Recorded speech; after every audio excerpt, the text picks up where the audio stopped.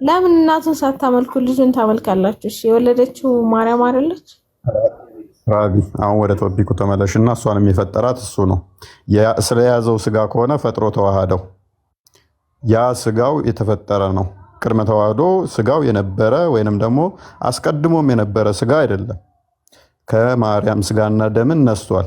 ያ ስጋው ስለዛ ስጋ የምታወሪኝ ከሆነ ፈጥሮ ተዋሃደው። እህታችን የያዘውን ስጋ የምታወሪኝ ከሆነ በስጋ ተገለጠ አልኩሽ። ከመገለጡ በፊት ያ ስጋ ነበር የሚል አስተምሮ የለንም እኛ። ስለዚህ በስጋ የተገለጠ አምላክ ነው ካልኩሽ መገለጥ ነው። በምን ላስረዳሽ? በቀላሉ አይምሮሽ ውስጥ ያለን ሐሳብ በወረቀት ላይ ብጽፊው ወረቀቱ የሚዳሰስ የሚነካ የሚጨበጥ ነው። አይምሮሽ ውስጥ ያለውን ሐሳብ እኔ ልነካው፣ ልጨብጠው፣ ልዳስሰው አልችልም። መለኮት ሊነካ፣ ሊዳሰስ፣ ሊጨበጥ አይችልም። አስቀድሞ ግን ነበረ። አይምሮሽ ላይ ያለውን ሐሳብ ወረቀት ላይ ስትጽፊው እኔ አየዋለሁ፣ እኔ ነካዋለሁ፣ እኔ ጨብጠዋለሁ፣ እኔ ዳስሰዋለሁ። ያ ማለት ግን ወረቀቱ ላይ ከመገለጡ በፊት ያ ሐሳብ ጭንቅላትሽ ውስጥ የለም ነበር ማለት አይደለም። ወረቀቱ ላይ ሲሰፍር ግን ተገለጠ። ያንቺ ሐሳብ ወረቀቱ ላይ ተገለጠና ሰዎች አዩት፣ ነኩት፣ ዳሰሱት።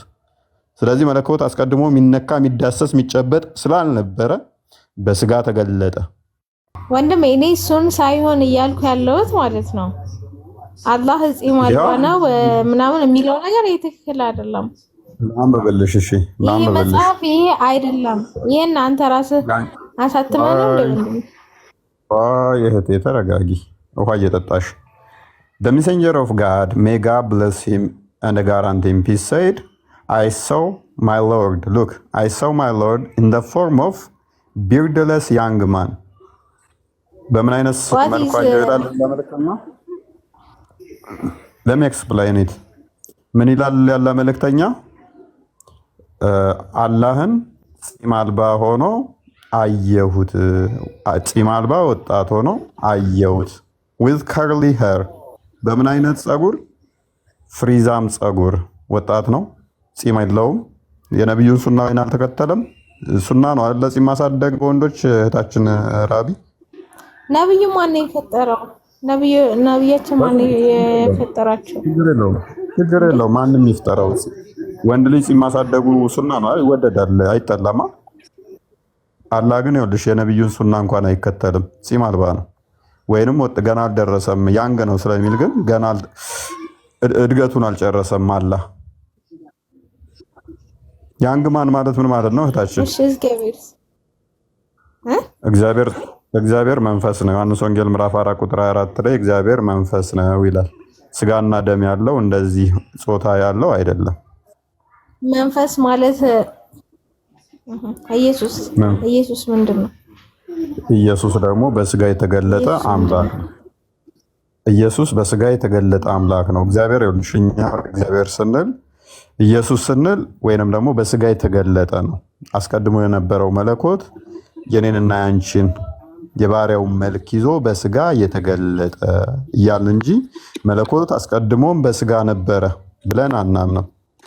ከማርያም ከመወለዱ በፊት እንደኔና እንዳንቺ ሰው ነበር ብለን አናምንም። ነገር ግን ከዘመኑ መጨረሻ ላይ ከማርያም ተወልዶ በስጋ ተገለጠ ብለን እናምናለን። ያ የተገለጠው በስጋ እሱ ፍጹም አምላክ ነው፣ ፍጹም ሰው ነው ብለን እናምናለን። ያንቺ ግን በስጋ ሳይገለጥ ጾታ ያለው ማን? ክርስቶስ ፈጣሪ ነው። አንቺንም እኔንም ሐሰተኛውን ነብይሽንም የፈጠረው ክርስቶስ ነው። አላህን መሐመድ ፈጠረው፣ መሐመድን ክርስቶስ ነው የፈጠረው። ኢየሱስም ማን ነው የፈጠረው? እየነገርኩሽ እኮ ነው እህቴ፣ እየነገርኩሽ እኮ ነው። ኢየሱስ ፈጣሪ ነው ፍጡር አይደለም እያልኩሽ ነው። የያዘውን ስጋ ከሆነ ፈጥሮ ተዋሃደው። ይህ ስህተት ነው ብለህ መጽሐፉን ክፈት። ከዛ ውጭ ሌላ ወሬ አታውራ። የተጠየቀው ላይ ብቻ ፎከስ አድርግ። አላህ በቂያማ ቀን አይምን ገሃነምን በእግሩ ይረግጣታል አይረግጣትም? እግሩን ገሃነም ላይ ይጭናል አይጭንም? አይጭንም። ኦኬ ሐዲሱን ክፈትልኝ አንዴ ክርስቲያን። መጀመሪያ ቁርአኑን ክፈትና ከቁርአኑ ካስረዳኸኝ እቀበልሃለሁ። ሐዲሱን መልስ። ሐዲሱን አትቀበልም? ሐዲሱን አልቀበለውም። ምክንያቱም ዘፈረስተዋን አንደኛ ከመጽሐፍ አይደለም ያመጣህልኝ፣ ሁለተኛ ከዌብሳይት ነው ከጉግል ነው ሰርች አድርገህ ያመጣው። ምክንያቱም ይሄንን እኔ ታችሁን ምክንያቱም ባህሪን ስለማውቀው ማለት ነው። ቁርአን ብቻ መቀበለው ካልክ እኔም ደስ ይለኛል። ብዙ መጠይቅህ ደግሞ ቁርአን ላይ ብቻ ስላለ ማለት ነው። ወደ ሱፊያዎች እንቀይረሃለን ማለት ነው። በሽር ተከታይ ታገኛለህ ዛሬ። ቴንኪው ወንድሜ ፎየ። ምክንያቱም ስህተት ካገኘህብኝ አዲሱ ይሄ አይልም ብሎ ቻሌንጅ ማድረግ መፍትሄ ነው። ወይንም አይደለም ብሎ ቻሌንጅ ማድረግ ሌላ ነው። ሀዲሶቹን ታውቋቸዋላችሁ አለ ትርጓሜያችን እንደዚህ እንረዳለን፣ እንደዚህ ነው የምንረዳው፣ ሌላ ነገር ነው እኮ እኔ ራሱ እኮ ደግፌ ያለው እኮ እኔ ራሱ አረዳዳችን እንደዚህ ነው፣ እሱ ሌላ ነገር ይሆናል ማለት ነው እንጂ እንደዚህ ሆኖ ከቁርአን ብቻ አንጣልኝ እንደዚህ ቁርአኒስት ነኝ ብለህ መምጣት አለ በለዛ አይደለም ሲጀመር ልክ ነህ አይደለም። እንደዛ አንዱ ብቻ ራስ መነጠል አይቻልም እኮ ቁርአን ሐዲስ ላይ በግልጽ የተቀመጠ ነገር ከሆነ ሐዲስ ላይ ይሄ እንትን የለምና ቁርአን ብቻ ይምጣል አይባልም። ምክንያቱም የሐዲስ ትልቁ ስራው ምንድነው? ቁርአንን መደገፍ ነው። ስለዚህ ማምለጫ መንገድ አትሞክሩ። ኡመር ይከታል መጨረሻ ላይ አልሞላ ትላለች፣ እግሩን ይከትባታል። በቃኝ ጠገብኩ ትላለች ማለት ነው። ስለዚህ አላህ ስፔስ እና ፕሌስ የሚይዝ አካል ነው። ቦዲ ያለው ሊዳሰስ ሊነካ የሚችል የሆነ ስፔስ ኦኮፓይ ሊያደርግ የሚችል መሆኑን ከዚህ እንረዳለን። ምክንያቱም ገሃነም ራሱ የሞላችሁ በሱ እግር ስለሆነ እግሩን ካወጣ ገሃነም ትጎላለች። ገሃነም ከጎደለች ደግሞ የአላህ ቃል ኪዳን ይፈርሳል ማለት ነው። አላህ ደግሞ ሊሚትድ የሆነ አካል እንዳለው የተገደበ አካል እንዳለው ከዚህ ከተረዳ አሁንም እንደምንረዳው በምድር ላይ እንደሌለ ስለምናቅ በዛቱ ስለዚህ አላህ ኢተርናል የሆነ እግሩ ገሃነም ውስጥ ተገትሮ ነው የሚቀረው። አንድ ይሄ ሁለተኛ በዚህ መጠን ለምንድን ነው እሱ ለገሃነም ቃል ኪዳን መግባት የፈለገው? አላህ ሰዎቹ ምንም ኃጢአት ባይሰሩ ያጠፋቸዋል። ነሰሰርሊ ገሃነምን እሞላሻለሁ ብሎ ከእሷ ጋር ቃል ኪዳን ስለተገባባ ማለት ነው። ሰዎች ሁሉ ኃጢአት ባይሰሩ የግዴታ ገሃነም የሚገባ ስለሚጠፋ ሰዎቹን አጥፍቷቸው ኃጢአት በሚሰሩ ይተካቸዋል ማለት ነው። አላህ ለምንድን ነው በባህሪው ቅድስና ንጽህና የሌለው?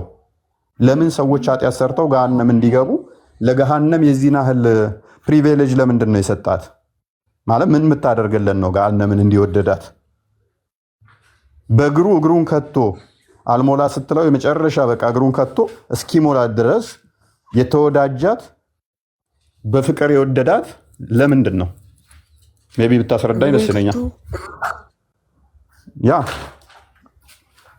ምን ይላል አንብቦ የሚሞላው እግሩን ሲጭንባታል።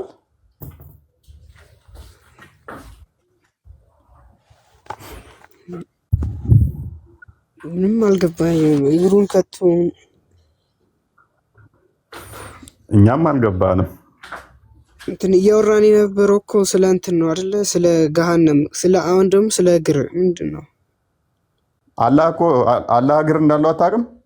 አላህ ገሃነም ውስጥ እግሩን ከቶ ነው የሚሞላት። እግሩን ሲጭንባ ገሃነም በቃ ይሞላው ትላለች። ምክንያቱም ሊሞላ ቃል ኪዳን ገብቷል። ያንን ቃል ኪዳን የሚፈጽመው ደግሞ በእግሩ ነው። ምክንያቱም ሰዎች ይከታል ሊሞላለት አልቻለም። በባህሪው መሐሪ ስላልሆነ አላህ ያለው አማራጭ ምንድን ነው? እሱ ወደ ገሃነም ሰዎችን መላክ ነው። ቃል ኪዳን ከገሃነም ጋር ስለተጋባ ማለት ነው። ስለዚህ መጨረሻ ላይ የሚሞላው እግሩን ገሃነም ላይ በማድረግ ነው። ስለዚህ አንተና አላህ ገሃነም የምትሞሉት ለምንድን ነው ቢባል ያው አላህ አስቀድሞ ቃል ኪዳኑን በማድረጉ አንቺንና ሰዎችን ገሃነምን ሞላሻለሁ የሚል ቃል ኪዳን ስለገባ ነው። በምንና በምን? በሰዎችና በጅኒ። ከዚህ ከምንረዳው ሐዲሱ ላይ ሉክ ሰዎች ናቸው ወደ ገሃነም የሚወረወሩት። ሐዲሱ ልብ ብለህ ያው ቁርአኑ ላይ ቅድም እንዳሳየውህ ገሃነምን ቃል ኪዳን ሲገባላት አንቺን በሰዎችና በጅኒ ሞላሻለሁ ብሎ ነበረ። እዚህ ጋር እንደምታየው ግን the prophet said the people will be thrown into hell fire ነው የሚለው። ሰዎች ናቸው ወደ ገሃነም የሚወረወሩት። ከዛ ሞላሽ ወይ ብሎ የሚጠይቃት አልሞላሁም የሚቀራለ ትላለች። መጨረሻ እግሩን ከቶ የሚሞላት እሱ ነው። ስለዚህ አላህ ጂኒ ነው ማለት ነው። ምክንያቱም እዚህ ጋር እንደምታየው ጂኒዎች አይደሉም ወደ ገሃነም የተወረወሩት ሰዎች ናቸው። ሰዎቹ ገቡ። ከዛ መጨረሻ ላይ እሱ ይገባል፣ ገሃነም ትሞላለች። which means አላህ ጂኒ ነው ማለት ነው።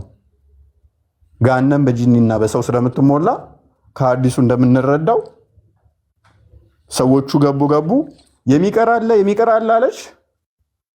ገሃነም የምትሞላው በጂኒና በሰው ስለሆነ መጨረሻ ላይ የጂኒ እግር ይገባባታል ማለት ነው። ያላ ስም በተቃራኒው ጂኒ፣ በሌላኛው ስም መጠሪያው ጂኒ ይሆናል ማለት ነው። አግኝተኸኝ ከሆነ ረቢ ወይ ሰላም፣ እንዴት ነህ? ዌልካም። እንዴት ነው? ደህና ነህ?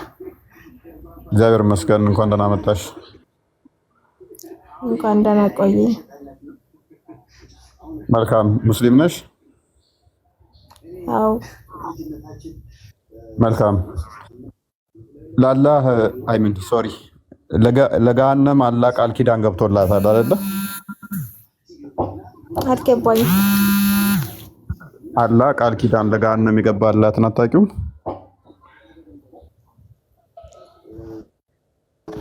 አንተ ማን የፈጠረህ መጀመሪያ? ኢየሱስ ክርስቶስ። የት ነው ያለው?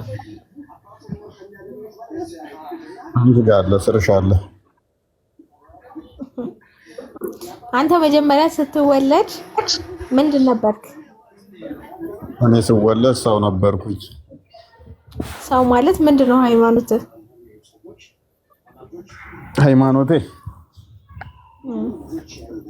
ሃይማኖቴ እግዚአብሔርን ነው የሚያመልክ። እግዚአብሔርን ነው የሚያመልክ እኮ። ምንድን ማለት ሙስሊም ነበርክ አይደል? 40 ቀን ድረስ ስትወለድ ማን ያለው? ፈጣሪ ነው እግዚአብሔር ነው ማን? ስለዚህ እግዚአብሔር ነው።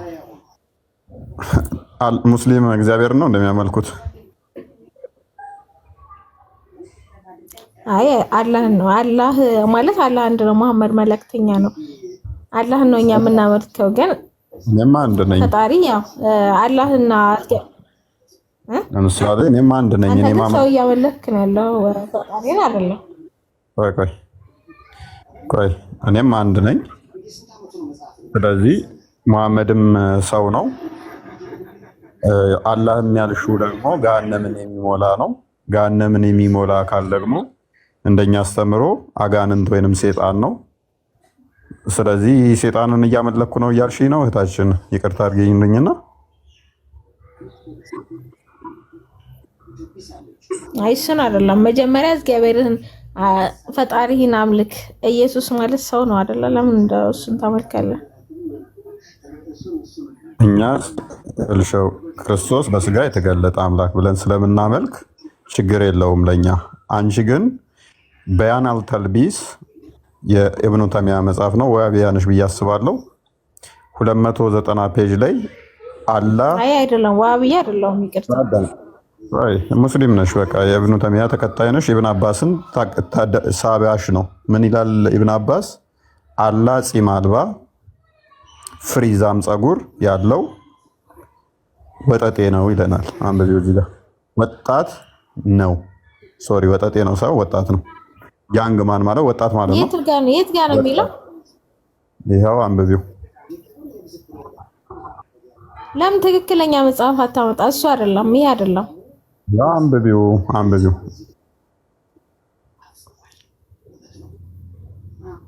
ወንድም እኔ እሱን ሳይሆን እያልኩ ያለሁት ማለት ነው አላህ ጺም አልባ ነው ምናምን የሚለው ነገር ትክክል አይደለም።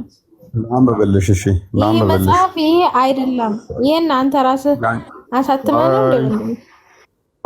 እህቴ ተረጋጊ፣ ውሃ እየጠጣሽ።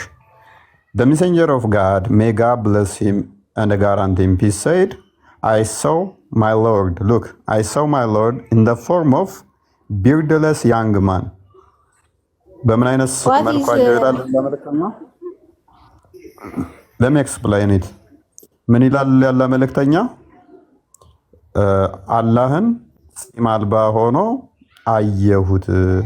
ጺም አልባ ወጣት ሆኖ አየሁት። with curly hair በምን አይነት ጸጉር? ፍሪዛም ጸጉር። ወጣት ነው፣ ጺም የለውም። የነቢዩን ሱና ወይን አልተከተለም። ሱና ነው አይደል ጺም ማሳደግ በወንዶች። እህታችን ራቢ ነብዩ ማን የፈጠረው? ነብያችን ማን የፈጠራቸው? ችግር የለውም ማንም ይፍጠረው። ወንድ ልጅ ጺም ማሳደጉ ሱና ነው አይደል? ይወደዳል፣ አይጠላማ። አላህ ግን ይኸውልሽ የነቢዩን ሱና እንኳን አይከተልም። ጺም አልባ ነው ወይንም ወጥ ገና አልደረሰም ያንግ ነው ስለሚል ግን ገና እድገቱን አልጨረሰም። አላህ ያንግ ማን ማለት ምን ማለት ነው እህታችን? እግዚአብሔር መንፈስ ነው። ዮሐንስ ወንጌል ምዕራፍ 4 ቁጥር 24 ላይ እግዚአብሔር መንፈስ ነው ይላል። ስጋና ደም ያለው እንደዚህ ጾታ ያለው አይደለም። መንፈስ ማለት ኢየሱስ ምንድን ነው? ኢየሱስ ደግሞ በስጋ የተገለጠ አምላክ ነው። ኢየሱስ በስጋ የተገለጠ አምላክ ነው። እግዚአብሔር ይልሽኛ እግዚአብሔር ስንል ኢየሱስ ስንል ወይንም ደግሞ በስጋ የተገለጠ ነው። አስቀድሞ የነበረው መለኮት የኔንና ያንቺን የባሪያውን መልክ ይዞ በስጋ የተገለጠ እያልን እንጂ መለኮት አስቀድሞም በስጋ ነበረ ብለን አናምንም። ከማርያም ከመወለዱ በፊት እንደኔና እንዳንቺ ሰው ነበር ብለን አናምንም። ነገር ግን ከዘመኑ መጨረሻ ላይ ከማርያም ተወልዶ በስጋ ተገለጠ ብለን እናምናለን። ያ የተገለጠው በስጋ እሱ ፍጹም አምላክ ነው፣ ፍጹም ሰው ነው ብለን እናምናለን። ያንቺ ግን በስጋ ሳይገለጥ ጾታ ያለው ማን? ክርስቶስ ፈጣሪ ነው። አንቺንም እኔንም ሐሰተኛውን ነብይሽንም የፈጠረው ክርስቶስ ነው። አላህን መሐመድ ፈጠረው፣ መሐመድን ክርስቶስ ነው የፈጠረው። ኢየሱስም ማን ነው የፈጠረው? እየነገርኩሽ እኮ ነው እህቴ፣ እየነገርኩሽ እኮ ነው። ኢየሱስ ፈጣሪ ነው ፍጡር አይደለም እያልኩሽ ነው። የያዘውን ስጋ ከሆነ ፈጥሮ ተዋሃደው። ለምን እናቱን ሳታመልኩ ልጁን ታመልካላችሁ? እሺ የወለደችው ማርያም አይደለች? ራቢ አሁን ወደ ቶፒኩ ተመለሽና እሷንም የፈጠራት እሱ ነው። ስለያዘው ስጋ ከሆነ ፈጥሮ ተዋሃደው። ያ ስጋው የተፈጠረ ነው። ቅድመ ተዋህዶ ስጋው የነበረ ወይንም ደግሞ አስቀድሞም የነበረ ስጋ አይደለም። ከማርያም ስጋና ደምን ነስቷል። ያ ስጋው ስለዛ ስጋ የምታወሪኝ ከሆነ ፈጥሮ ተዋሃደው። እህታችን የያዘውን ስጋ የምታወሪኝ ከሆነ በስጋ ተገለጠ አልኩሽ። ከመገለጡ በፊት ያ ስጋ ነበር የሚል አስተምሮ የለንም እኛ። ስለዚህ በስጋ የተገለጠ አምላክ ነው ካልኩሽ መገለጥ ነው። በምን ላስረዳሽ? በቀላሉ አይምሮሽ ውስጥ ያለን ሐሳብ በወረቀት ላይ ብጽፊው ወረቀቱ የሚዳሰስ የሚነካ የሚጨበጥ ነው። አይምሮሽ ውስጥ ያለውን ሐሳብ እኔ ልነካው፣ ልጨብጠው፣ ልዳስሰው አልችልም። መለኮት ሊነካ፣ ሊዳሰስ፣ ሊጨበጥ አይችልም። አስቀድሞ ግን ነበረ። አይምሮሽ ላይ ያለውን ሐሳብ ወረቀት ላይ ስጽፊው እኔ አየዋለሁ፣ እኔ ነካዋለሁ፣ እኔ ጨብጠዋለሁ፣ እኔ ዳስሰዋለሁ። ያ ማለት ግን ወረቀቱ ላይ ከመገለጡ በፊት ያ ሐሳብ ጭንቅላትሽ ውስጥ የለም ነበር ማለት አይደለም። ወረቀቱ ላይ ሲሰፍር ግን ተገለጠ። ያንቺ ሐሳብ ወረቀቱ ላይ ተገለጠና ሰዎች አዩት፣ ነኩት፣ ዳሰሱት። ስለዚህ መለኮት አስቀድሞ የሚነካ የሚዳሰስ የሚጨበጥ ስላልነበረ በስጋ ተገለጠ። ኤኒዌይስ ወደ ቶፒኩ እንመለስ። እንደዛ አይመስላችሁም? እንደዛ አይመስልሽም? ራቢያ መማር ከፈለግሽ ማማዬም አለች እዚህ ጋር ያሉትን ሁሉንም አናግሪያቸው፣ ያስተምሩሻል ማለት ነው በዚህ ጉዳይ ላይ። ቶፒክ ስላለን ግን ወደ ቶፒኩ እንግባ አይሻልም? ራቢያ ውዴ እንደዛ አይሻልም? ራቢያ መልካም። ሁሱ 2:15 ሁሱ ይሰማል? እሰማለሁ አይደል? ይሰማል።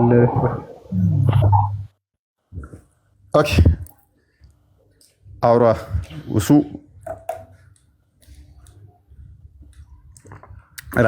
ረቢ ፎሎ አድርጓትና ረቢን አናግሯት።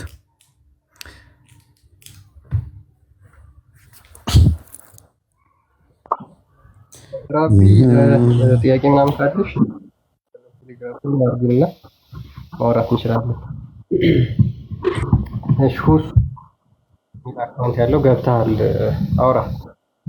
ዩቱን አንሳና አውራ። ሁሱ ገብተሃል። ሜቢ ፎርጅዱ ነው ኦሪጂናሉ ነው? ሁለቱም የሆናቸውን አይ ኮፒ ከሆነ ይሻላል ከዛኛው ጨምቄ አጥቤ ያሰጠዋለሁ። ይሄንን ቶፒክ ላይ ሊወያይ መጥቶ ከሆነ ዋናው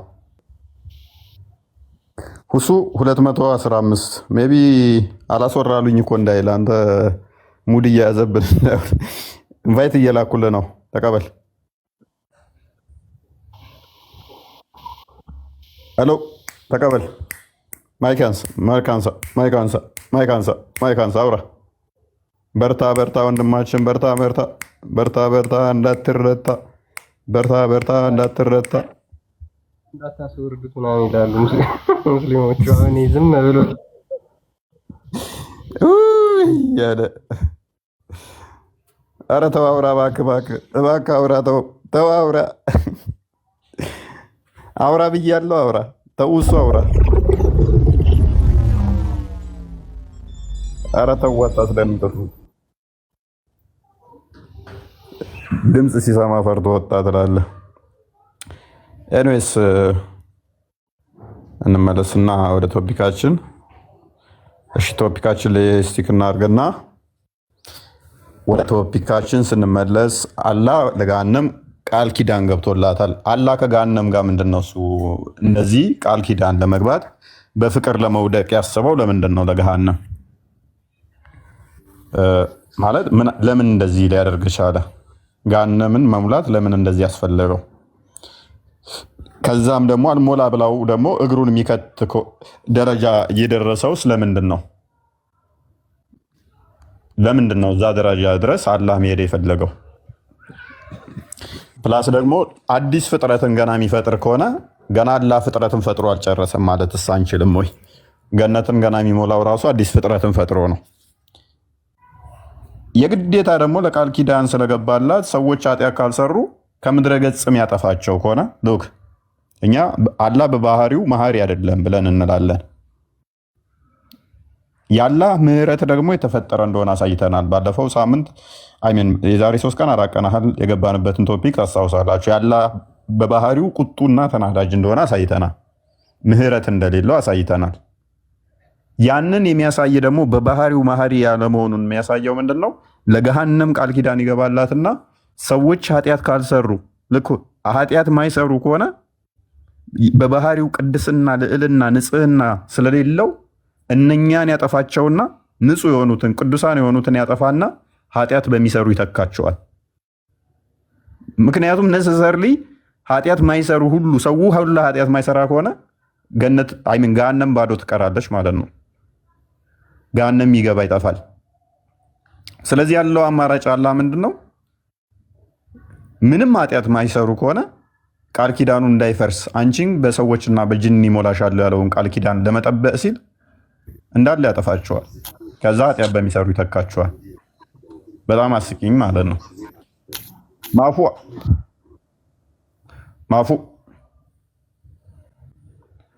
ማፉ አለ። አቤት አለሁ። እንኳን ደህና መጣህ። አልሐምዱሊላህ ረቢል ዓለሚን። እሺ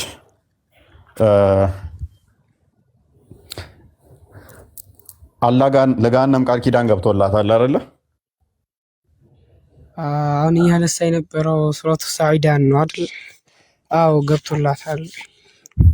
ብዙ ቦታ አለ። ዛሬ ብቻ ሳይሆን ሐዲስም ላይ ቁርአንም ላይ አይ ቲንክ በጣም ብዙ ቦታ ነው ያለው።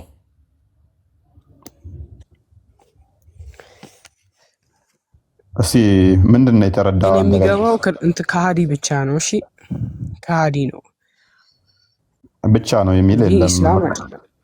ብቻ የሚል የለም። ምክንያቱም ሱረቱ መርየም ላይ ደግሞ 71ኛው አያ ላይ አንተ ራስህ እንደምገባ ስለሚያስቀምጥ ሁላችሁም ገብታችሁ ተቃጥላችሁ እንደምወጡ ስለሚያስቀምጥ እሱ ላይ ሌላ ጥያቄ ስለሚያስነሳ ምክንያቱም ከገባችሁ በኋላ ገሃነም ይገባል ይላል። ከገባችሁ በኋላ ስትወጡ ገሃነም መልሶ ይጎላል። ስለዚህ እንዴት እንደሚያደርግ ሌላ ባይዝድ የሆነ እንትን አለው። ምክንያቱም ገብተው የሚወጡ ከሆነ ውችስ ጉድለት ያመጣል አሁንም ማለት ነው። ወይንም አላህ ከእግሩ አልፎ ሰውነቱን መግባት አለበት ያንን ክፍተት ወይንም ስፔስ ለመሙላት ማለት ነው። እዛ ውስጥ ከመሄዳችን በፊት ለገሃነም ምን አይነት ቃል ኪዳን ነበር የገባላት? እነዚህ ከሃዲዎችም ምናምን እንደሚሞላ ቃል ኪዳኑ ከሰዎችና ከጂኒ ገሃነምን መሙላት ነው አይደል አላማው እኮ ግን የካዱትን ነው። እሺ ችግር የለው። የሚክዱት ደግሞ እንዴት ነው የሚለውን ስለምናውቀው አንዴ ሱራ 7 188ን ክፈትልኝ ክርስቲያን። ቀለል ካለውን ጀምረን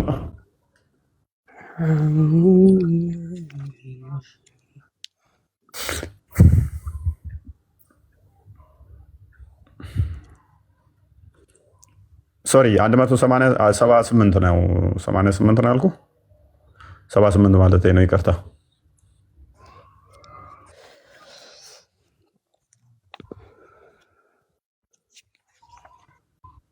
ኖ ለምን ትመለሳለህ 178 ማለት ወደ ኋላ ነው እንዴ ምን አይነት ሰው ነው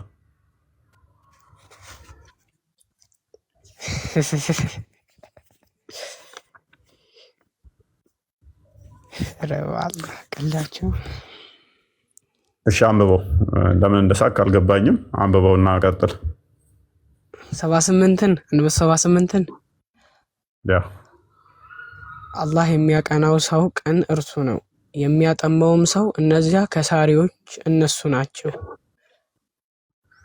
ስለዚህ አላህ የሚያቀናው ሰው ቅን ይሆናል አይደል የሚያጠመውስ ከሳሪ ነው ቴንክ ዩ ቁጥር 79 እና አንብብ 179 ከፍ አድርገው ጋኔንንም ከሰዎች ብዙዎችን ለገሃነም በእርግጥ ፈጠርን ቴንክ ዩ ለእነርሱ ራሳቸው ለምንድን ነው የፈጠራቸው ብዙዎቹን ለገሃነም በእርግጥም ፈጠርን ቴንክ ዩ ስለዚህ አላህ የሚያቀናው ቅን ይሆናል የሚያጠማው ጠማማ ይሆናል ብዙዎችን ለምን ፈጠራቸው ለገሃነም ፐርፐዝሊ የፈጠራቸው ለምንድን ነው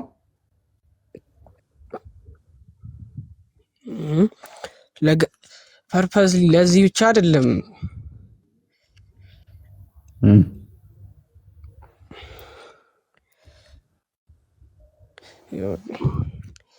ከጋኔ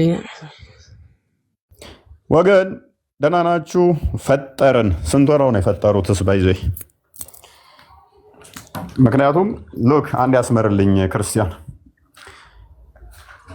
አንድ ያስመርልኝ ፈጠርን ምትለዋል ከጋኔንም ከሰዎችም ብዙዎችን ለገሃነም ፈጠርን ገና ሲፈጥር ኢንቴንሽኑ አላ ምንድነው ለገሃነም ነው ኢማጂን ምክንያቱ ደግሞ ምንድነው እሱ ሱራ 2 24ን ክፈትልኝ አይሽቶ በእናንተ እምነት አሁን እንትን ሙስሊም ገነት ይገባል አልገባም በልጅና ማምኑ አሁን እኮ አይደለም ይኸውልህ አሁን ደግሞ በብዛት ያለው ምንድነው ኢስላም ነው አይደል ያለው ኢስላምም በብዛት የተፈጠረው ለምንድነው ለገሃነም ነው ማለት ነው ባንተ አባባል ነው አይደለም መጽሐፍ ቅዱስ ምንድነው የሚለው ምን ይላል መጽሐፍ ቅዱስ ዮሐንስ ወንጌል ምዕራፍ 3 ላይ ቁጥር 16 ላይ በእርሱ የሚያምን እንዲድን ካለ በኋላ ቁጥር 18 ላይ ላልተቀበሉት በእርሱ ለማያምኑ ግን አሁን ተፈርዶባቸዋል ይላል አሁን ሲል አሁን አንተ ያለህበት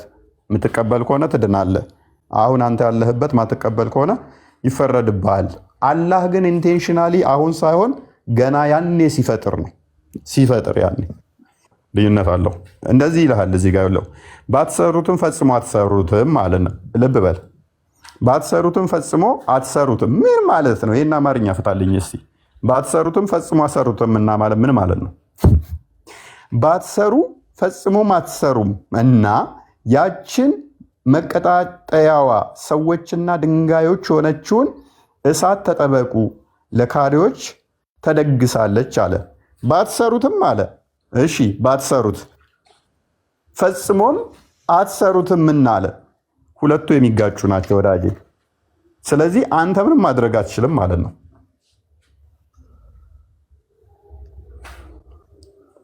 ለማንሽ ገሃነም አስቀምጦልሃል ምክንያቱስ ገሃነምን ቃል ኪዳን ገብቶልሃልና ገሃነም መሙላት አለባት የለባትም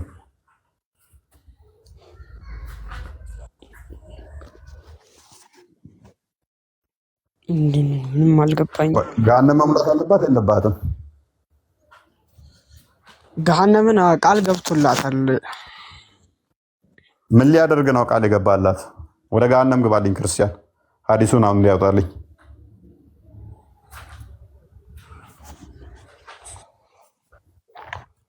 ሎክ ምንድነው ቃል የገባላት ስንል ቅድም ያሳየው ይሆናል። ምን ገና ኢንቴንሽኑ አላ አላማው ምንድነው? ገሃነምን መሙላት ነው። የሰው ልጅ ሲፈጥር ያው ለኛ ስንፈጠር የተፈጠር ነው መልካሙን ስራ ለማድረግ ሲሆን ከዛም የክብሩን ወራሾች ለመሆን ሲሆን፣ አንተ ግን ስትፈጠር ወይ ለገሃነም ወይ ለገነት ገሃነምን መሙላት ኢንቴንሽኑ ከዚህ አንጻር ነው። እናንተ ከፈጠረ በኋላ እኮ ተጸጽቷል። ብራዘር ቆይ ተረጋጋ። አራዳ ይሄ መረጋጋት ሳይሆን እኛ የተፈጠርነው ስትል እኮ ነው። አዳምጣሽ ናሬትድ አነስ እንደተረከው the prophet said the people will be thrown into the hellfire ሰዎች ወዴት ይወረወራሉ አለ? ወደ ገሃነም። ማን ነው ይሄን ያለው? ነብይ የአብደላ ልጅ ማለት ነው። and it will say are there any more to come ከዛ ምን ትላለች? ገሃነም ደግሞ ሌላ የሚመጣ አለ የቀረ አለ ብላ ትጠይቃለች። ሱራ 50:30 ላይ till Allah puts his foot over it and it will say ቃቲ enough እስከ መቼ ድረስ ሰዎችን እያነሳ ወደ ገሃነም ይከታል። የሆነ ታውቃለህ ምናምን ሸክም ተሸክም እንትን ወደ መኪና ላይ የሚጭኑ አለ ብድግ እያደረጉ እየወረወሩ መኪና ላይ ሲያስገቡ ምናምን አይታል። ልክ እንደዛ ብድግ እያደረገ ወደ ገሃነም ይከተሃል። ያው እኔ ያለው ያልኩት አዲሱ ነው የሚለው the people will be thrown into the hellfire ሰዎች ወደ ገሃነም እሳት ይወረወራሉ አለ። ብድግ እያደረገ ውርውር ያደርጋቸዋል። ገሃነም ደግሞ ምን ትላለች? የቀራለ ትለዋለች። አላህ እያነሳ ወደ ገሃነም ይከታል። መጨረሻ ላይ አልሞላ ትላለች፣ እግሩን ይከትባታል። በቃኝ ጠገብኩ ትላለች ማለት ነው። ስለዚህ አላህ ስፔስ እና ፕሌስ የሚይዝ አካል ነው። ቦዲ ያለው ሊዳሰስ ሊነካ የሚችል የሆነ ስፔስ ኦኮፓይ ሊያደርግ የሚችል መሆኑን ከዚህ እንረዳለን። ምክንያቱም ገሃነም ራሱ የሞላችሁ በሱ እግር ስለሆነ እግሩን ካወጣ ገሃነም ትጎላለች። ገሃነም ከጎደለች ደግሞ የአላህ ቃል ኪዳን ይፈርሳል ማለት ነው። አላህ ደግሞ ሊሚትድ የሆነ አካል እንዳለው የተገደበ አካል እንዳለው ከዚህ ከተረዳ አሁንም እንደምንረዳው በምድር ላይ እንደሌለ ስለምናቅ በዛቱ ስለዚህ አላህ ኢተርናል የሆነ እግሩ ገሃነም ውስጥ ተገትሮ ነው የሚቀረው። አንድ ይሄ ሁለተኛ በዚህ መጠን ለምንድን ነው እሱ ለገሃነም ቃል ኪዳን መግባት የፈለገው? አላህ ሰዎቹ ምንም ኃጢአት ባይሰሩ ያጠፋቸዋል። ነሰሰርሊ ገሃነምን እሞላሻለሁ ብሎ ከእሷ ጋር ቃል ኪዳን ስለተገባባ ማለት ነው። ሰዎች ሁሉ ኃጢአት ባይሰሩ የግዴታ ገሃነም የሚገባ ስለሚጠፋ ሰዎቹን አጥፍቷቸው ኃጢአት በሚሰሩ ይተካቸዋል ማለት ነው። አላህ ለምንድን ነው በባህሪው ቅድስና ንጽህና የሌለው? ለምን ሰዎች ኃጢአት ሰርተው ገሃነም እንዲገቡ ለገሃነም የዚህን ያህል ፕሪቪሌጅ ለምንድን ነው የሰጣት? ማለት ምን የምታደርግልን ነው ገሃነምን እንዲወደዳት? በእግሩ እግሩን ከቶ አልሞላ ስትለው የመጨረሻ በቃ እግሩን ከቶ እስኪሞላ ድረስ የተወዳጃት በፍቅር የወደዳት ለምንድን ነው? ሜቢ ብታስረዳኝ ደስ ይለኛል። ያ ምን ይላል አንብቦ የሚሞላው እግሩን ሲጭንባታል።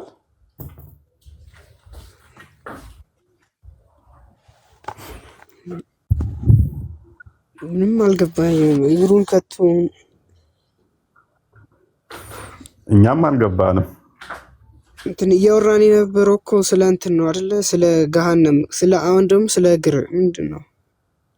አላህ እግር እንዳለው አታውቅም? አላህ ገሃነም ውስጥ እግሩን ከቶ ነው የሚሞላት። እግሩን ሲጭንባ ገሃነም በቃ ይሞላው ትላለች። ምክንያቱም ሊሞላ ቃል ኪዳን ገብቷል። ያንን ቃል ኪዳን የሚፈጽመው ደግሞ በእግሩ ነው። ምክንያቱም ሰዎች ይከታል ሊሞላለት አልቻለም። በባህሪው መሐሪ ስላልሆነ አላህ ኧረ መሀሪ ነው ያለው ብራዘር። አማራጭ ምንድነው? እሱ ወደ ገሃነም ሰዎችን መላክ ነው። ቃል ኪዳን ከገሃነም ጋር ስለተጋባ ማለት ነው። ስለዚህ መጨረሻ ላይ የሚሞላው እግሩን ገሃነም ላይ በማድረግ ነው። ስለዚህ አንተና አላህ ገሃነም የምትሞሉት ለምንድን ነው ቢባል ያው አላህ አስቀድሞ ቃል ኪዳኑን በማድረጉ አንቺንና ሰዎችን ገሃነምን ሞላሻለሁ የሚል ቃል ኪዳን ስለገባ ነው። በምንና በምን? በሰዎችና በጅኒ። ከዚህ ከምንረዳው ሐዲሱ ላይ ሉክ ሰዎች ናቸው ወደ ገሃነም የሚወረወሩት። ሐዲሱ ልብ ብለህ ያው ቁርአኑ ላይ ቅድም እንዳሳየውህ ገሃነምን ቃል ኪዳን ሲገባላት አንቺን በሰዎችና በጅኒ ሞላሻለሁ ብሎ ነበረ። እዚህ ጋር እንደምታየው ግን ፕሮፌት ሴድ people will be thrown into hellfire ነው የሚለው። ሰዎች ናቸው ወደ ገሃነም የሚወረወሩት። ከዛ ሞላሽ ወይ ብሎ የሚጠይቃት አልሞላሁም የሚቀራለ ትላለች። መጨረሻ እግሩን ከቶ የሚሞላት እሱ ነው። ስለዚህ አላህ ጂኒ ነው ማለት ነው።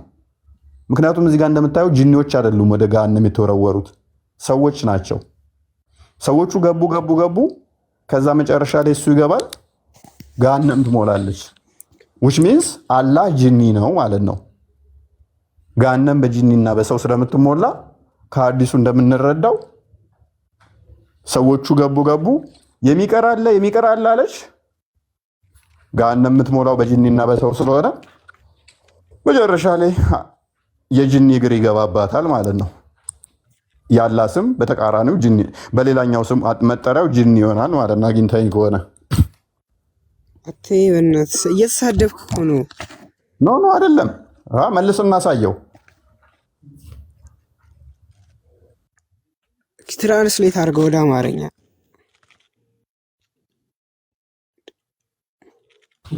እሺ እንግሊዝኛውን ተርጉምለት ወደ አማርኛ።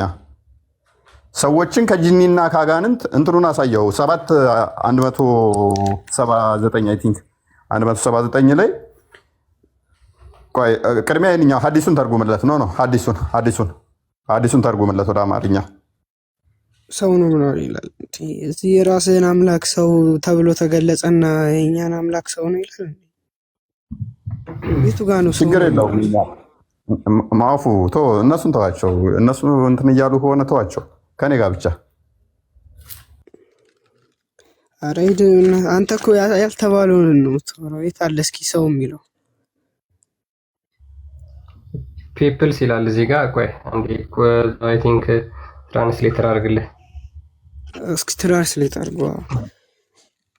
የቱ ጋር ነው የሚለው እስኪ ሰው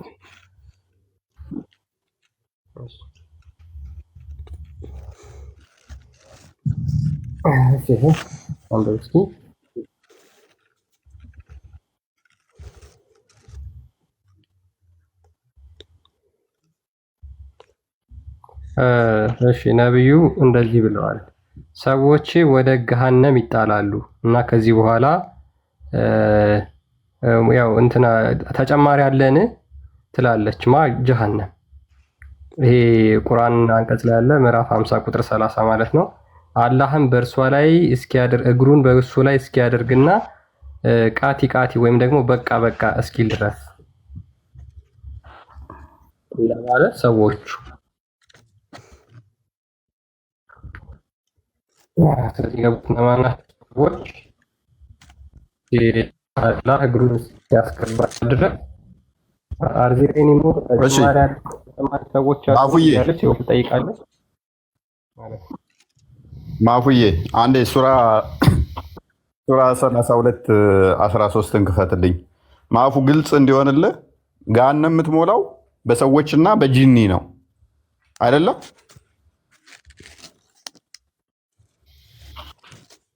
ማፉ ጀሃነም የምትሞላው በሰዎችና በጂኒ ነው። ግን ስለ እስልምና ብዙም አላውቅም። ያው እንደዚህ ይላል። በሻን ኖሮ ነፍስን ሁሉ ቅንነቷን ወይንም እምነቷን በሰጠናት ነበር፣ ብንፈልግ ለሰዎች ሁሉ እምነትን እንሰጥ ነበር አለ። ስለዚህ ሰዎችን ሊያሳስት የሚችለው ደግሞ ጂኒ ወይንም አጋንንት ነው። እንደኛ አስተምሮ ሰዎች እምነታቸውን ከቁጥር 10 ጀምሮ እስኪ ያሳየኝ። ከቁጥር 10 ጀምሮ አድርገው ከዛ ምን አለ? ቆይ እንሄዳለን። ከዛ ምን አለ? ግን ገሃነምን አለ ምን ገሃነምን ከአጋንንትና ከሰዎች የተሰበሰቡ ሆነው በእርግጥ እሞላለሁ ማለት ቃሉ ከኔ ተረጋግጧል። ምንድነው የምትሞላው? ገሃነም። በማና በማ? በሰዎችና። ገሃነም በምንድነው የምትሞላው? በግልጽ ቁርአኑ እንደሚነግረን ወንድማችን ከአጋንንትና ከሰዎች የተሰበሰቡ ሆነው። እሺ ከአስር ጀምሮ አሳየው። ዋናኛ ዓላማችን ፍላጎታችን ምንድነው? ገሃነም በማን ትሞላለች የሚለው ነው። የምትሞላው በማን ነው? በሰውና በጂኒ ነው። ገሃነም ውስጥ የገቡት አካላት ደግሞ እነማን ናቸው? ገብተው ያየነው የተወረወሩት ሰዎች ናቸው። እንትና ደግሞ ምን ትላለች? በቃኝ በቃኝ ስትል አላህ ይመጣና እግሩን ይከታል፣ ሞላው ትላለች። በምድር ውስጥ በጠፋን ጊዜ እኛ አዲስ መፍጠር ውስጥ እንሆናለን አሉ። እውነቱ እነርሱ በጌታቸው መገናኘት ከሃዲዎች ናቸው። በእናንተ የተወከለው መልአክ ሞት ይገድላችኋል፣ ከዛም ወደ ጌታችሁ ትመለሳላችሁ በላቸው። አመፀኞች በጌታቸው ዘንድ ራሶቻቸውን ያቀርባሉ። ያቀረቡ ሆነው ጌታችን ሆይ አየን፣ ሰማንም፣ መልካምን እንሰራለን፣ ወደ ምድር መልሰን እኛ አረጋጋጮች ነን የሚሉ ሲሆን ብታይ ኖሮ አስደንጋጭ። ይሄ በቅንፍ የሚገባው እንዳለ ባይዞ ማጭበርበሪያ ነው፣ አረብኛው የሌለ።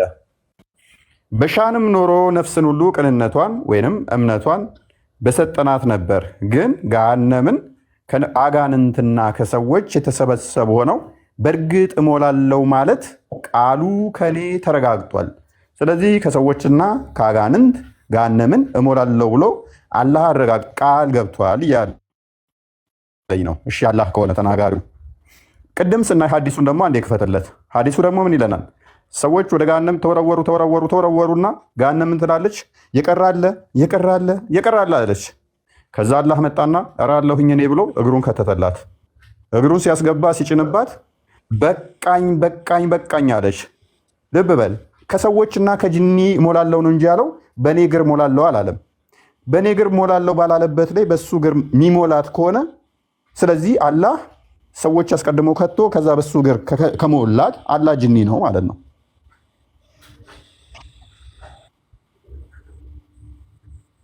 ገብተዋል? ያው አዲሱ ደግሞ እንደምታየው the prophet said ነብዩ እንደዚህ ያለ the people will be thrown into the hell fire and it will say ከዛም እንደዚህ ትላለች are there any more to come የቀራለ ትላለች፣ ሌላ ተጨማሪ የሚመጣለ ትላለች till Allah puts his foot over it and it will say ቃቲ enough እስክትል ድረስ።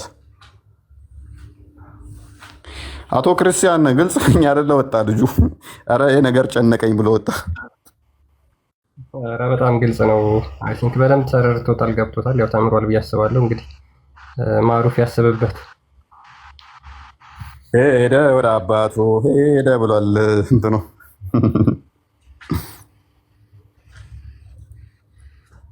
ኦኬ፣ ሰላም ናቸው። ሰላም ነው ሰሊም፣ እንዴት ናቸው? ሁሉ ሰላም አለን። መልካም። ሰዎች ሁሉ ኃጢአት ባይሰሩ አላህ ምን ያደርጋቸው ነበረ? ምን አልከኝ? ሰዎች ሁሉ ኃጢአት ባይሰሩ ኖሮ ምን ይሆን ነበር? ምን ይፈጠር ነበር? እኔ ጥያቄ ስላለኝ ነው። በነገራችን ላይ ጥያቄን ትመልስልኛለህ? ጥያቄው መልስና ትጠይቃለህ።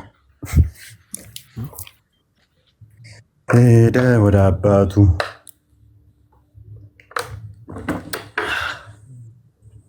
ቀጥል። ሰዎች ሁሉ ኃጢአት ባይሰሩ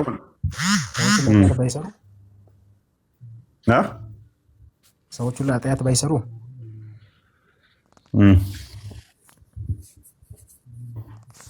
ሲጀመር እቺ ምድር እኮ የፈተና ናት፣ ታውቃለህ? እኔ ፈተና ሆነች ያልሆነች ነው ምን? ከስንት ነው ፈተናው? ከ10 ነው ከ20? አዳምጠኛ።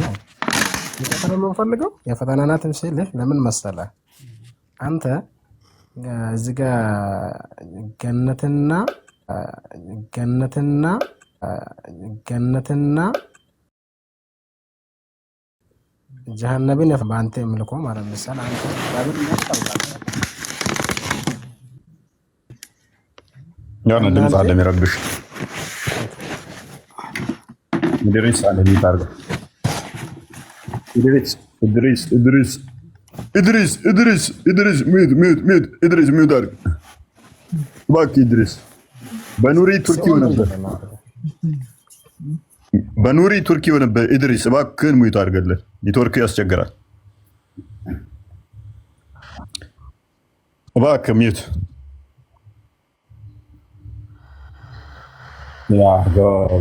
አሁን ቀጥል ሳሊም ኦኬ ሲኦል ምንድነው እናንተ ጋር ማለት ነው ሁለት ነገሮች አሉ አይደል ሲኦል መሐመድ እየተቀጣበት ያለው የኃጢአተኞች መቀጫ ነው አሁን ወደ አዲሱ ቶፒክ ተመለስ እናንተ ጋር ሲኦል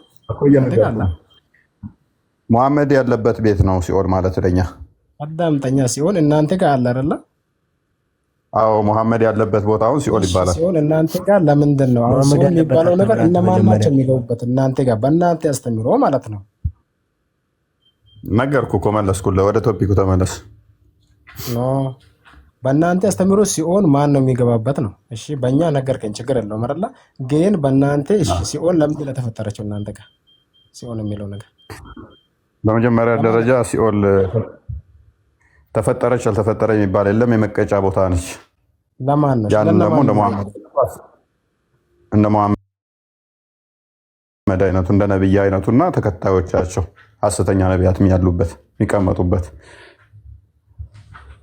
አንተ እንደ እስልምና ሆነ የመለስከልኝ ነው ግን በእናንተ እያልኩህ ነው በእናንተ ለምንድን ነው ተፈጠረችው ነው እያልኩህ ያለሁት እየነገርኩህ እኮ ነው እኔ ደግሞ እሺ እንዴት ነው መቀጫ ቦታህን ራስን የሰራኸው እግዚአብሔር አስቀድሞ የፈጠረልህ ሳይሆን እንደናንተ ከዛ ቃል ገብቶ እንደዚህ ሞላሻለሁ ያለ ሳይሆን አንተ የፈጠርካት ነች አንተ የተለየህባት ቦታ ነች ከእግዚአብሔር ምርቅባት ነች ስለዚህ ከእግዚአብሔር ምርቅባትና ከሰይጣን ጋር ህብረት የምታደርግባት ቦታ ነች ያቺ ደግሞ ለምሳሌ አንተ ነብይህ የምትከተል ከሆነ ከእግዚአብሔር ትርቃለህ ወደ ሰይጣን ህብረት ትሄዳለህ ማለት ነው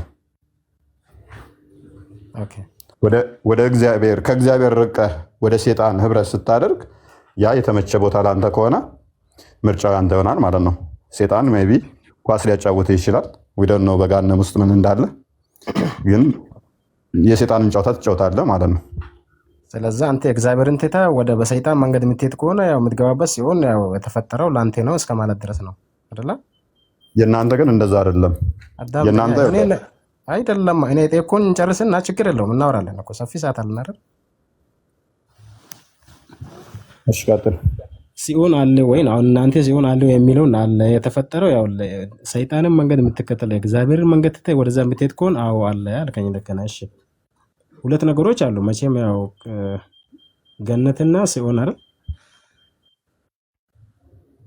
እሺ ቀጥል እሺ ገነት እነማን ናቸው የሚገቡት በእናንተ ጥያቄያችን ምን እንደሆነ ገብቷል ግን በደንብ ገብቶኛል ያንንም ጥያቄ ምን ነበር የመጀመሪያ የጠየኩህ ምን ነበር ያውልህ የጠየኩህ ምን ነበር ነው ሁለት ነገሮችን ፈጣሪ ፈጥሯል ምንና ምን ብትለኝ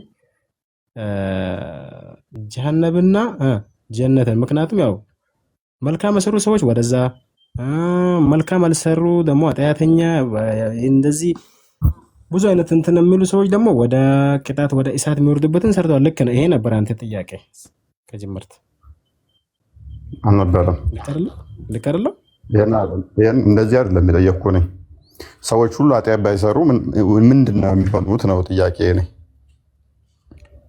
ሰዎች ሁሉ ኃጢአት ባይሰሩ የሚለው የግል ጥያቄ ነው ሰዎች ሁሉ ኃጢአት ባይሰሩ ሳይሆን እዚህ ጋር ምድር የፈተና ምድር ናት አልኩህ ለዛ ነው ገብቷል አይደል ሰዎች ሁሉ ሀብታም ቢሆኑ ምን ይፈጠራል ብለህ ታስባለህ ወይንም ደግሞ ሰዎች ሁሉ ደሃ ቢሆኑ ንገረኝ ሳሊም በቡድን አይደለም አሁንም እያወራሁ ያለሁት እስካሁንም እያወራሁ ያለሁት በቡድን ሳይሆን አስ ኢንዲቪዥዋል ነው ገብቶኝ ሰዎች ሁሉ ኃጢአት ባይሰሩ ምን ይሆን ነበር የጠየኩ ምክንያት ስላለኝ ነው በኋላ እመጣልሃለሁኝ አሁን አንተ የጠየከኝንም ገነትና ገሃነም የተፈጠሩ አልተፈጠሩ የሚለውን እኛ ጋር የጠየቅከውን ይመልስልሃል ዛሬ ስለምታገኘው ማለት ነው ሰዎች ሁሉ ኃጢአት ባይሰሩ ምን ይሆን ነበር የሚለው መልስልኝ። ሰዎች ሁላ ኃጢአት ባይሰሩ ይሁን ወጣ ያለ ጥያቄ ነው። ባይሰሩ የሚባል ነገር እንግዲህ እንጃ። እኛ አሁን አንተ ከጠየቀው ሁለት ነገሮች ፈጥሯል። ልክ ነው ፈጣሪ ገባ። አሁን ይሄው ወጣ ያለ የራሴ ጥያቄ ነው ማለት ነው አይደለ? እቺ ምድር የፈተና ናት አልኩትም ለዛ ነበር። አይ የራሴ ጥያቄ ሳይሆን የነብይህ ነው። ቆይ ተረጋጋና ለምን አመልስልኝም ቀጥታ ወይንም አታውቀውም? አታውቀውም ሳይሆን ያው ሰዎች ሁላ ኃጢአት ባይሰሩ አልከኝ ገባ። ጀሃነምና ገነትና ሲኦልን የፈጠረ ፈጣሪ ነው አይደለ? ፈጣሪ መሆኑን በደንብ ታውቃለህ፣ እኔም አምንበታለሁ። አንተ ለምን ፈጠረ ለሚለው ደግሞ ያው አሁን አንተ ቀደም ስታስተምር ነበር። ልዩነት አለው ከእናንተ ጋር ታገናኘው። ምክንያቱም የእናንተ ገሃነም የተፈጠረችው ከሰውና ከአጋንንት ሊሞላባት ነው። የእኛ ደግሞ እግዚአብሔር ሰውን የፈጠረው ሰው ደግሞ አጥፍቶ ምርጫ መምረጥ ይችላል።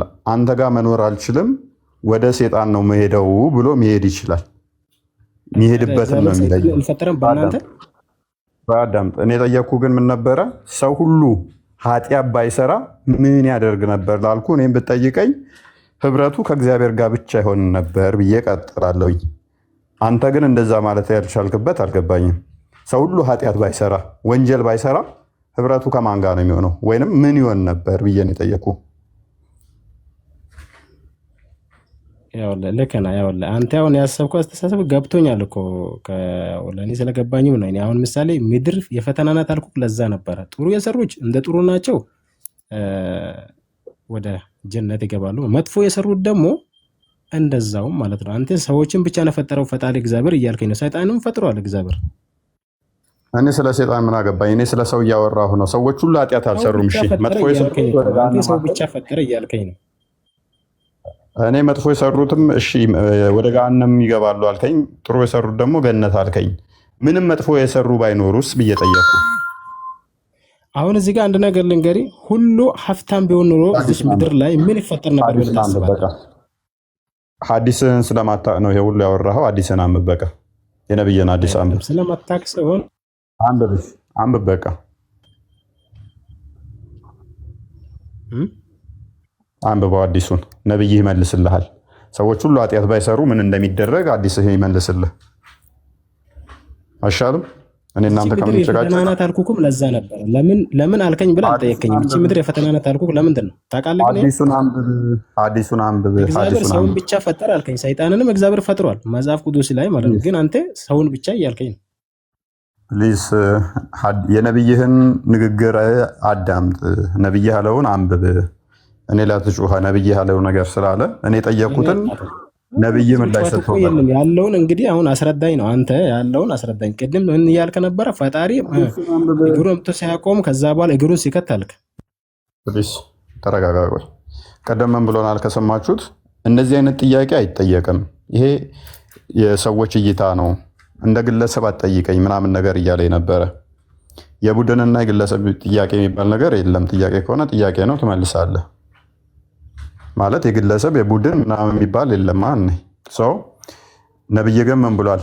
ቀጥል ክርስቲያን። ኦኬ እሺ ልቀጥል። አይ ቲንክ ልጁ ሐዲሱን ማንበብ አልፈለገ እና አንብብልህና ከዛ በኋላ ትቀጥላለህ ሳሊም። እሺ ሳሂህ ሙስሊም 2749 ነው የሚገኘው ሐዲስ ቁጥሩ። አቡ ሁሬራ ሪፖርትድ ዳት አላህስ ሜሴንጀር ሃቪንግ ሴድ፣ አቡ ሁሬራ እንዳስተላለፈ የአላህ መልእክተኛ እንደዚህ አሉ። ባይ ሂም ኢን ሁዝ ሃንድ ኢዝ ማይ ላይፍ፣ ህይወቴ በእጁ ባለችው እምላለሁ። ኢፍ ዩ ዌር ናት ኮሚት ሲንስ፣ ኃጢአት ባትሰሩ፣ አላህ ውድ ስዊፕ ዩ አውት ኦፍ ኤግዚስተንስ፣ አላህ ከመኖር ያጠፋችሁ ነበረ፣ ከህይወት ያጠፋችሁ ነበር። ኤንድ ሂ ውድ ሪፕሌስ ዩ ሳሊም ኃጢአት ባይሰሩ ምን ያደርጋቸው ነበረ?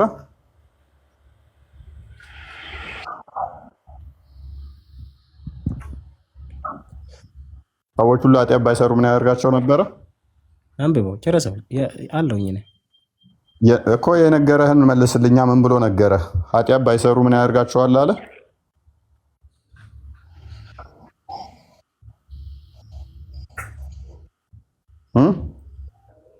ያነበበልኝ ያዳመጥኩኝ እኮ ነው። እሱ ከአንደበቱ የሚያወራውን ማንበብ ትንሽ ስለማልችል በቃ እሱ ያነበበ ስለሆነ እኔ የሰማሁት ነው። ምክንያቱም ትርጉሙን ነግሮሃል። መናገር ደግማ አልፈለክም። ሳላዲን እንኳን ደህና መጣ።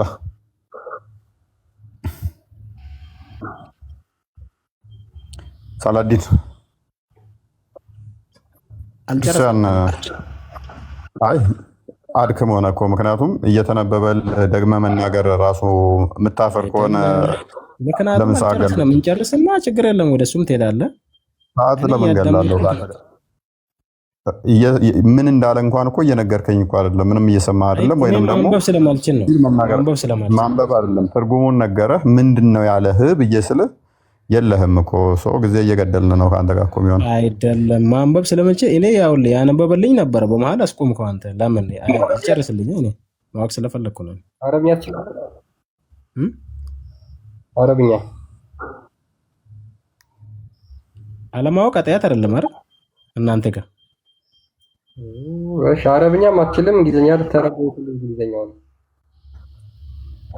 አስረዳኛ። አንተ እየሰማሁ እኮ ነው ስታነብ። ቆይ በቃ ሌሎች አውሩና ከሌሎች ብሰማ ሳይሻል እንደዚህ ያለ ይኸውልህ፣ ድገምና አንብብለት። እሺ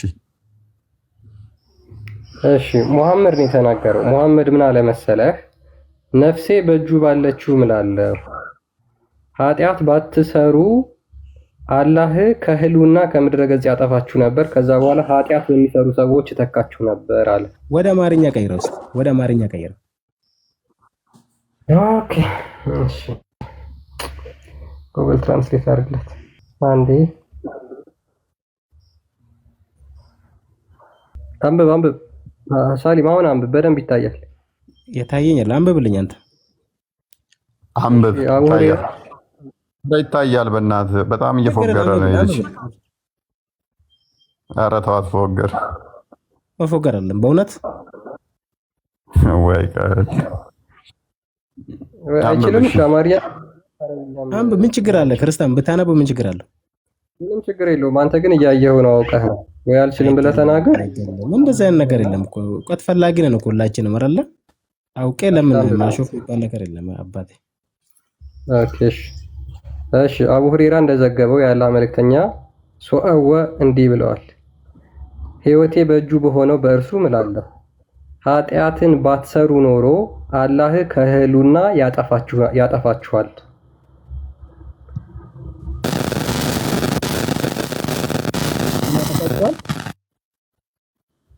አላህ ከህሉና ያጠፋችኋል ኃጢአት ባትሰሩ። ከህሊና ነው ከህሊና ከህሉና ምን አደርጋችኋል? ያጠፋሃል አላህ። እሺ ከዛስ? እነዚያ ኃጢአትን የሚሰሩትና ከአላህ ምሕረትን የሚለምኑትን ሰዎች ተካቸው ነበረ።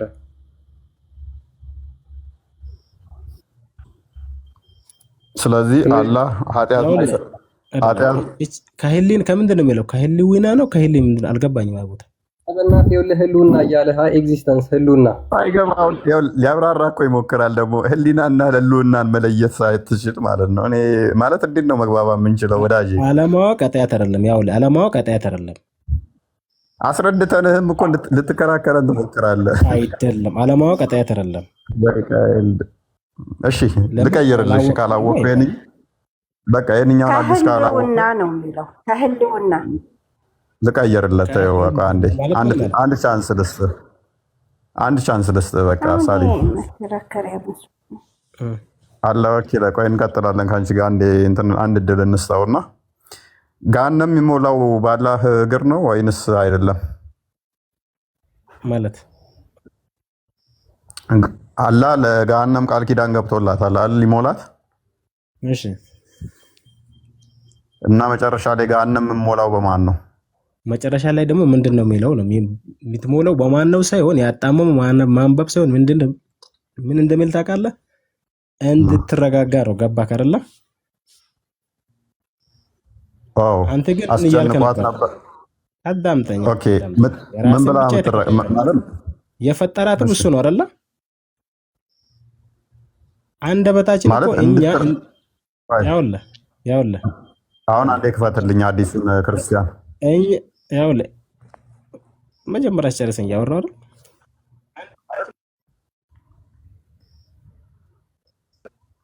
የሰማ ነው፣ ችግር የለውም። ሳሊም ፈጣሪ ፈጥሮናል እኛን እሺ እንደፈለገ ማድረግ ይችላል። እሺ አንደበታችን የምንነጋገረውን አሁን እዚህ አንደበታችን ራሱ ሊዘጋ ይችላል። መፍቱ ነው፣ የሚከለክለው የለም። መፍትሄ ነው መፍትሄ። እሺ አይደለም ነው። አይ ስለ ፈጣሪ ምን እያወራ እንደሆነ እየገባኝ ስላልሆነ ነው። ቀጥልሽ። እኛ የምናወራውን እኛ እንኳን አንደበታችን ሊዘጋን ይችላል። ፈጣሪ እንደፈለገ ማድረግ መፍቱ ነው። በፍላጎት በሱ ስራ እኛ አንገባም። መቼስ እንገባለን እንዴ?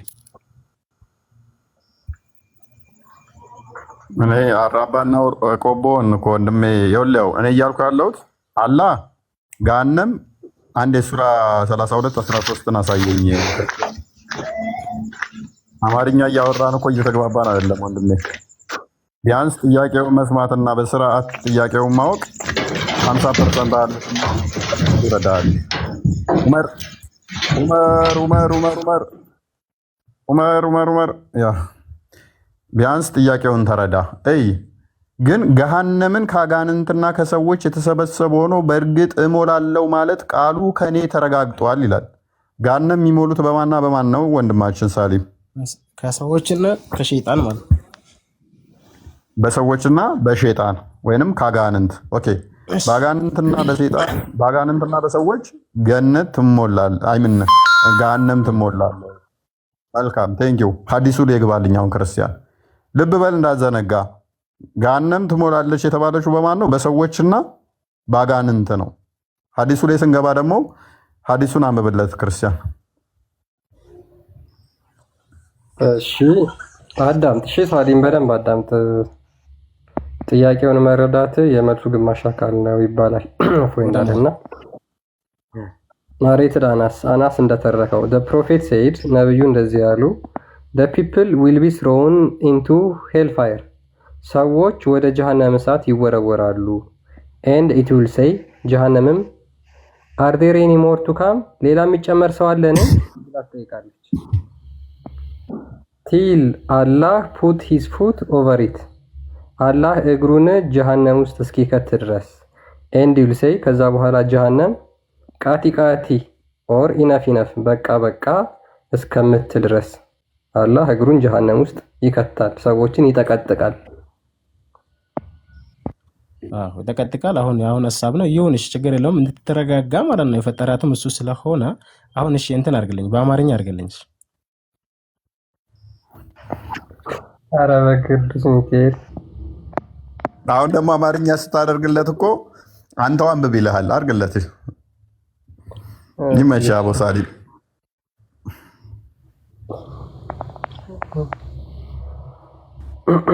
ሻንዲ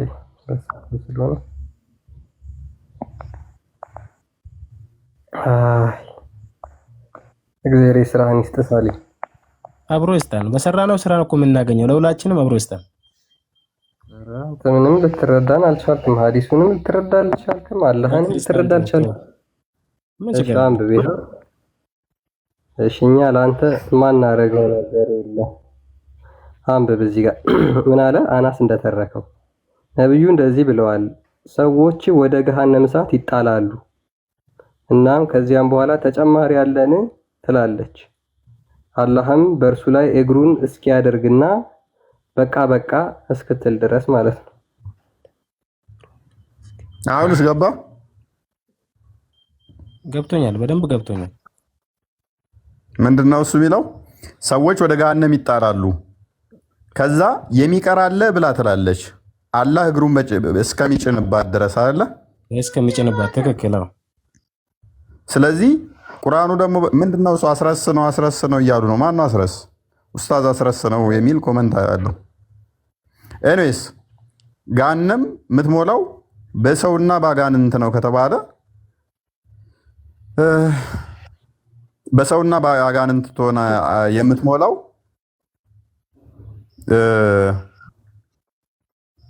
አላህ ደግሞ ሰዎች ተከቶ አሁን ለሱ ሰጠው ድሩን እሱ አልመለሰልህም። ቃንዴ ለምን ትጨቃጨቃለህ? አላህ ወኪል እና ሜቢ አንተ ቆይ ባለህበት እምነት መጥፎ ከሰራህ ወደ አላህ ወኪል ለምን ዋይ ለምን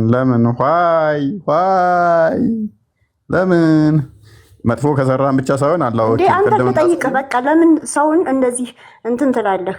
ወይ ላያውቅ ይችላል ስለ ቁርአን ቢያውቅም ደግሞ ታግሶ እስኪ የምትለውን እያዳመጠ ሊሆን ይችላል። ግን በእናንተ እምነት እህቴ ቆይ፣ ምክንያቱም ይፈረድብሻል። እኔ ላንቺ አዝኜ ነው። ቁርአን ሐዲስሽ ምን ይላል? ሴት ልጅ የኢማን ግማሽ ስለሆነች ገሃነም ከሚሞሉት ነች ይላል። ወንዱን ወንድምሽን አያውቅም ከኔ እኩል አይደለም እያልሽ ነው። ሴት ልጅ የወንድ ግማሽ ነች በምስክርነት፣ ምክንያቱም በእምነቷም ጎዶሎ ነች ብሏል እኮ ነብዩ። ስለዚህ ነብዩ ተሳስቷል እያልሽኝ አይደለም። መቼም አንቺ ተሳስተሽ ነው ነብይሽ ተሳስቷል ስለማትይ ወንድምሽን ከኔ ጋር አያውቅም እንደኔ ያልሽው ወጣሽ። እንደኔ አያውቅም ያልሽው መቼም ተሳስተሽ ነው እንጂ ነብይሽን መቼም ተሳስቷል ስለማትይ ነብይሽ ምን ብሏል? አንቺ የወንድ ልጅ ግማሽ ነሽ፣ የኢማን ጎዶሎ፣ የእምነት ጎዶሎ ነሽ። እሷን ተውና የጀመርነውን እንጨርስ። ተሳስታ እንትን አታውቅም ማለች። እንደ ነብዩ አስተምሮ ከሆነ ደግሞ በእምነት እና በምስክርነት ላይ አንተ እሷ ከዛ አሪስ ውጣ። ቀጥል። ያው ተከፍቶልሃል፣ ተርጉምለት። አነበብኩ እኮ። ኦኬ አነበብከው፣ መልካም። እና ለምን ሰሊም ቁርአኑ ላይ ባሳየው መሰረት ገሃነም በማንና በማን ነበር የምትሞላው? ይሄ ግልጽ እኮ ነው። ደጋግመን አነበብ ነው እኮ። በማንና በማን ይላል? በካዲዎች ሰዎች። እነኛ ካዲዎች በሰዎችና በጋኔኖች ነበር አይደለ? ግልጽ ነው። ሐዲሱ ላይ ደግሞ ማን ነው ገሃነም ውስጥ የተከተቱት? ወደ አዲሱ መልሰኝ። ሰዎች። መጨረሻ ማን ገባ? አላህ እግሩ። ስለዚህ አላህ ጋኔን ነው ማለት ነው። ከሰዎች ምን አይነት ሰዎች ብለህ ጠይቀህ ምንም ይሆኑ ጥቁር ነው የሚሆኑት። ጥቁሮች ናቸው። ሚሽካት አልመሳቢ 119 ላይ ያ ሚሽካት አልመሳቢ 119ን ክፈትለት። ጥቁር ሰዎች ገቡ። ጥቁር ሰዎች ሚሽካት አልመሳቢ 119ን ክፈትለት።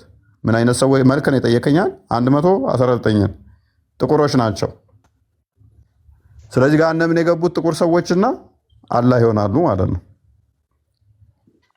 መጥፎ ሰሪዎች መጥፎ ሰሪዎች ጠማማ መንገድ ሲያስተምሩ የነበሩ አንብበው። ይኸው አንብበው። ግሬዱ ምንድን ነው? እሱ ዳይፍ ነው እንዴ? እስናዱሁ ሐሰን። ቀጥል አንብበው። አቡ ዳርዳ ሪፖርትድ ጋድስ ሜሴንጀር አሴይንግ አቡ ዳርዳ የአላህ መልእክተኛ እንደተናገሩት እንደዚህ ተረከ ይልና ጋድ ክሬትድ አደም አላህ አደምን ፈጠረ። when he created him and stuck his right shoulder ከፈጠረው በኋላ አደምን ማለት ነው አላህ ቀኝ ትከሻውን መታው ይላል። and brought forth his offspring white like small ants ከጎኑ ዝርያዎቹ ነጫጭ ዝርያዎች ወጡ፣ እንደ ጉንዳን የሚመስሉ ነጫጭ ዝርያዎች ወጡ ይላል። and he stuck his left shoulder ከዛ በኋላ ግራ ትከሻውን ደግሞ መታው። and brought forth his offspring black as they were charcoal ግራውን ደግሞ ሲመታው ቻርኮል ከሰል የሚመስሉ ጥቁር ዝርያዎች ወጡ። then he said to the party on his right hand በቀኙ የነበሩትን እነዛ ነጮቹ ማለት ነው ምን አላቸው? to paradise ወደ ጀነት ግቡ አላቸው። and I don't care he then said to a party in left shoulder እነዛን ጥቁሮቹ ከግራ ጎን የወጡትን ደግሞ ምን አላቸው? ወደ ጀሃነም ሂዱ አላውቅላችሁም። ስለዚህ አላህ ምን አይነት ናቸው የሚገቡት ያልከን? መልካቸውን ከፈለከው ጥቁሮች ይሆናሉ። አይመለከተኝም ምን አገባኝ ይላቸዋል። ደግሞ እኮ ሂዶ ወደ ገሃነም ምን አገባኝ። ልክ እንደው ግድ የለሽ ባይዞ በጣም ኦፌንድ የሚያደርግ በጣም ያበሳጭ ነው። ባይዞ አስባችሁታል? ጥቁር ከመሆናችሁ አንጻር ወደ ገሃነም ሂዱ ሲላችሁ፣ በዛ ላይ ደግሞ አይመለከተኝም ብሎ ልክ የሆነ ሰፈር ውስጥ ማለት በጸባዩ ጥሩ ያለው ነው ሰው በምስጋና ብንላይ ምን መስላችኋል? ስለነበረን ቆይታ በምስጋና ብንላይ ችግር የለውም። ስለዚህ አሁን ወደ ሐዲሱ እንመለስና ወደ ቀድሞ መልሰውና አላህ ቃል ኪዳኑ ምን ነበረ? ገሃነምን መሙላት ነው። ያንን ገሃነም ደግሞ የሚመላው በሰዎችና በጅኒዎች ነበረ፣ በጋኔን ወይም በሰይጣን። ሐዲሱን እንደምንመለከተው ደግሞ የተወረወሩ ሰዎች ናቸው። የቀራለ ተብላ የምትጠይቀው ገሃነም ሰዎች ወሮ የቀራለ ስትለው መጨረሻ ላይ እግሩን ይጭንባታል፣ በእግሩ ይሞላታል። ከዚህች ሐዲስ እንደምንረዳው ምን ይሆናል? ሰዎች ገብተዋል። ገሃነም የሚሞሉ ሰዎችና ሴጣን ነው ካለን የአላህም እግር ገብተዋል። ሁለቱ ናቸው የገቡት። ስለዚህ ባይ ዲፎልት አላህ ወይም ሴጣን ይሆናል፣ ሴጣን አላህ ይሆናል ማለት ነው። ምክንያቱም የገቡት እዚህ ጋር እንደምናየው ሰዎች ናቸው እየተወረወሩ ያሉት ወደ ገሃነም ውስጥ። ሜቢ ወጣ እንዴ? ኦኬ እፎይ ይሰማል። አላህ ሰይጣን መስሎ የታየ የቱ ጋር ነው? አሁን ባወራው ነገር ይቅርታ፣ እኔ ያስቀጥልለታለሁ ለልጁ። ሰይጣን መስሎ ይታየ ወይ አላህ ነው ሰይጣን ወይንም ደግሞ ምናምን ነገር እያልከው ነበር ልጁን መጀመሪያ ባነሳችሁት። ማለት የቱ ጋር ነው አላህ ሰይጣን መሰለ? አላህ በመጀመሪያ ደረጃ ሴጣን መሰለ ከሆነ እንደዛ ከሆነ ራሱ ሴጣን። ለምሳሌ አንተ ስምህ ማን ነው? ችግር የለውም ቅድሚያ በሚለው በዚህ ያዘው፣ በራሱ ያዘው። ቅድሚያ ለተውሂድ። አዎ ችግር የለውም። እሺ ዑመር ብዬ ብል እኔን የጠራኸው ብለህ አቤት ትላለህ አንተ? አይ እንዴት እላለሁ? ለምን ነው የማትለው? እኔ ስላልሆንኩኝ ነዋ መጠሪያዬ፣ ወይ ደግሞ የሆነ ራሴ ያመንኩበት ነገር ስላለ። ቴንክ ዩ። አንተ ስላልሆንክ ዑመር ብል መጠሪያ ስላልሆነ አንተ ስላልሆንክ አቤት አትልም። ተስማማን? ለምሳሌ ይሄንን ተጠቀምኩት። ልብ በሉ፣ በደንብ አስተውሉ። ቅድሚያ ለተውሂድ ነው የወንድማችን ስሙ መጠሪያው መታወቂያው። ዑመር ብዬ ብጣራ አቤት ብሎ ሊመጣ አይችልም። ለምን? አላመነበትም፣ መጠሪያውም አይደለም እሱ አይደለምና። አላህ ሴጣን ተብሎ ሲጠራ አቤት አለው ብሎ ይመጣል። ስለዚህ አላህ ባይ ዲፎልት ሴጣን ይሆናል ማለት ነው። ክርስቲያን አንዴ ክፈትልን። የአቡላ ሚስት ሙሐመድን ሴጣንህ ተወህ እንዴ ብላ ትጠይቀዋለች። በጠዋቱ ምላለው በረፈደውም አልተውኩህም አልተለየውህም ብሎ አላህ ምላሽ ሰጠ። ያቺ ያለችው አላህ ተወህ ሆይ ብላ አይደለም የጠየቀችው፣ ሴጣንህ ተወህ ሆይ ነው። አላህ ደግሞ ምን አለ? አልተውኩህም አልተለየውህም አለ።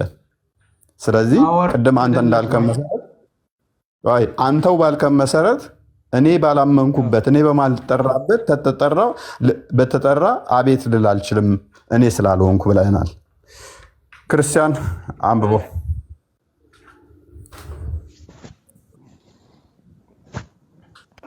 ኦኬ እናነባለን። እንግዲህ በማነው ስሙ ቅድሚያ ለተውሂድ የተናገሩ መጀመሪያ ሰምታችኋል። ያስቀመጠው መስፈርት ማለት ነው። በዛ መሰረት ነው እንግዲህ ያላ ሰይጣን ይሆነ። እሺ ናሬትድ ጁንዱብ ቢን ሱፊያን ጁንዱብ እንደተረከው ዋንስ አላህስ ሜሴንጀር ቢካም ሲክ አንድ ቀን የአላህ መልእክተኛ ታመው እያለ ኤንድ ኩድ ናት ኦፈር ሂዝ ናይት ፕሬየር ከዛ በኋላ የምሽት ጸሎታቸውን ማድረግ አቃተው ለሁለትና ለሶስት ቀን ማለት ነው። ዘን ኤ ሌዲ ካም ኤንድ ሴድ አንድ ሴት ያቺ ሴት ማነች? የአቡ ለሀብ ሚስት ማለት ነው። መጣችና ኦ ሙሐመድ ሆይ አይ ቲንክ ዛት ዩር ሳታን ሃዝ ፎርሴክን ዩ ሙሐመድ ሆይ ሰይጣንህ እኮ ትቶ ሄደ ይመስለኛል አለችው። ምን አለች? ከዛ ቀጥላ ፎር አይ ሃቭ ናት ሲን ሂም ዊዝ ዩ ፎር 2 or 3 ናይትስ ከዛ በኋላ ለሁለትና ለሶስት ቀን ካንተ ጋር አላየሁትም ሰይጣንህን ትቶ ሄደ ይመስለኛል አለችው። ኦን ዛት አላህ ሪቪልድ አላህ ከዛ ምን አደረገ? by the forenoon and by the night when darkness your lord Muhammad has neither forsaken you nor hated you ከዛ ሱረቱል ዱህ ወይም 93ኛውን አንቀጽ አላህ ምን ብሎ ወረደ? በምሽት እምላለሁ በጠዋቱ እምላለሁ ጌታ አልተውህም ጥሎህ አልሄደም አልጠላህም የሚለውን አንቀጽ አላህ አወረደ። የተጠራው ማን ነበር? ሰይጣን። አቤት ያለው ማን ነው? አላህ ማለት ነው። እሺ ይቅርታ አድርግልኝና ያው የኔንም ደግሞ እንትን መጠየቅ አለብህ። አንተ በእምነት እየሰበክ ያለኸው ለምን እንዳለና እንዴት እንዳለ እኔ ነኝ አይደል እንትን ማለት ያለብኝ። ጽሁፉን ጨራስ ነው በቃ። ሴትዮዋ ማንን ነበር የጠራችው? ራሱ ፐርሚስ እኮ አስቀመጥክ እኮ ምንም እኮ የለም። ምክንያቱም ደግሜ ጠይቄህ ነበረ። ዑመር ሴትዮዋ ማናት? ሴትዮዋ ከፈጣሪ ዘንድ የተረገመች አማኝ አይደለችም።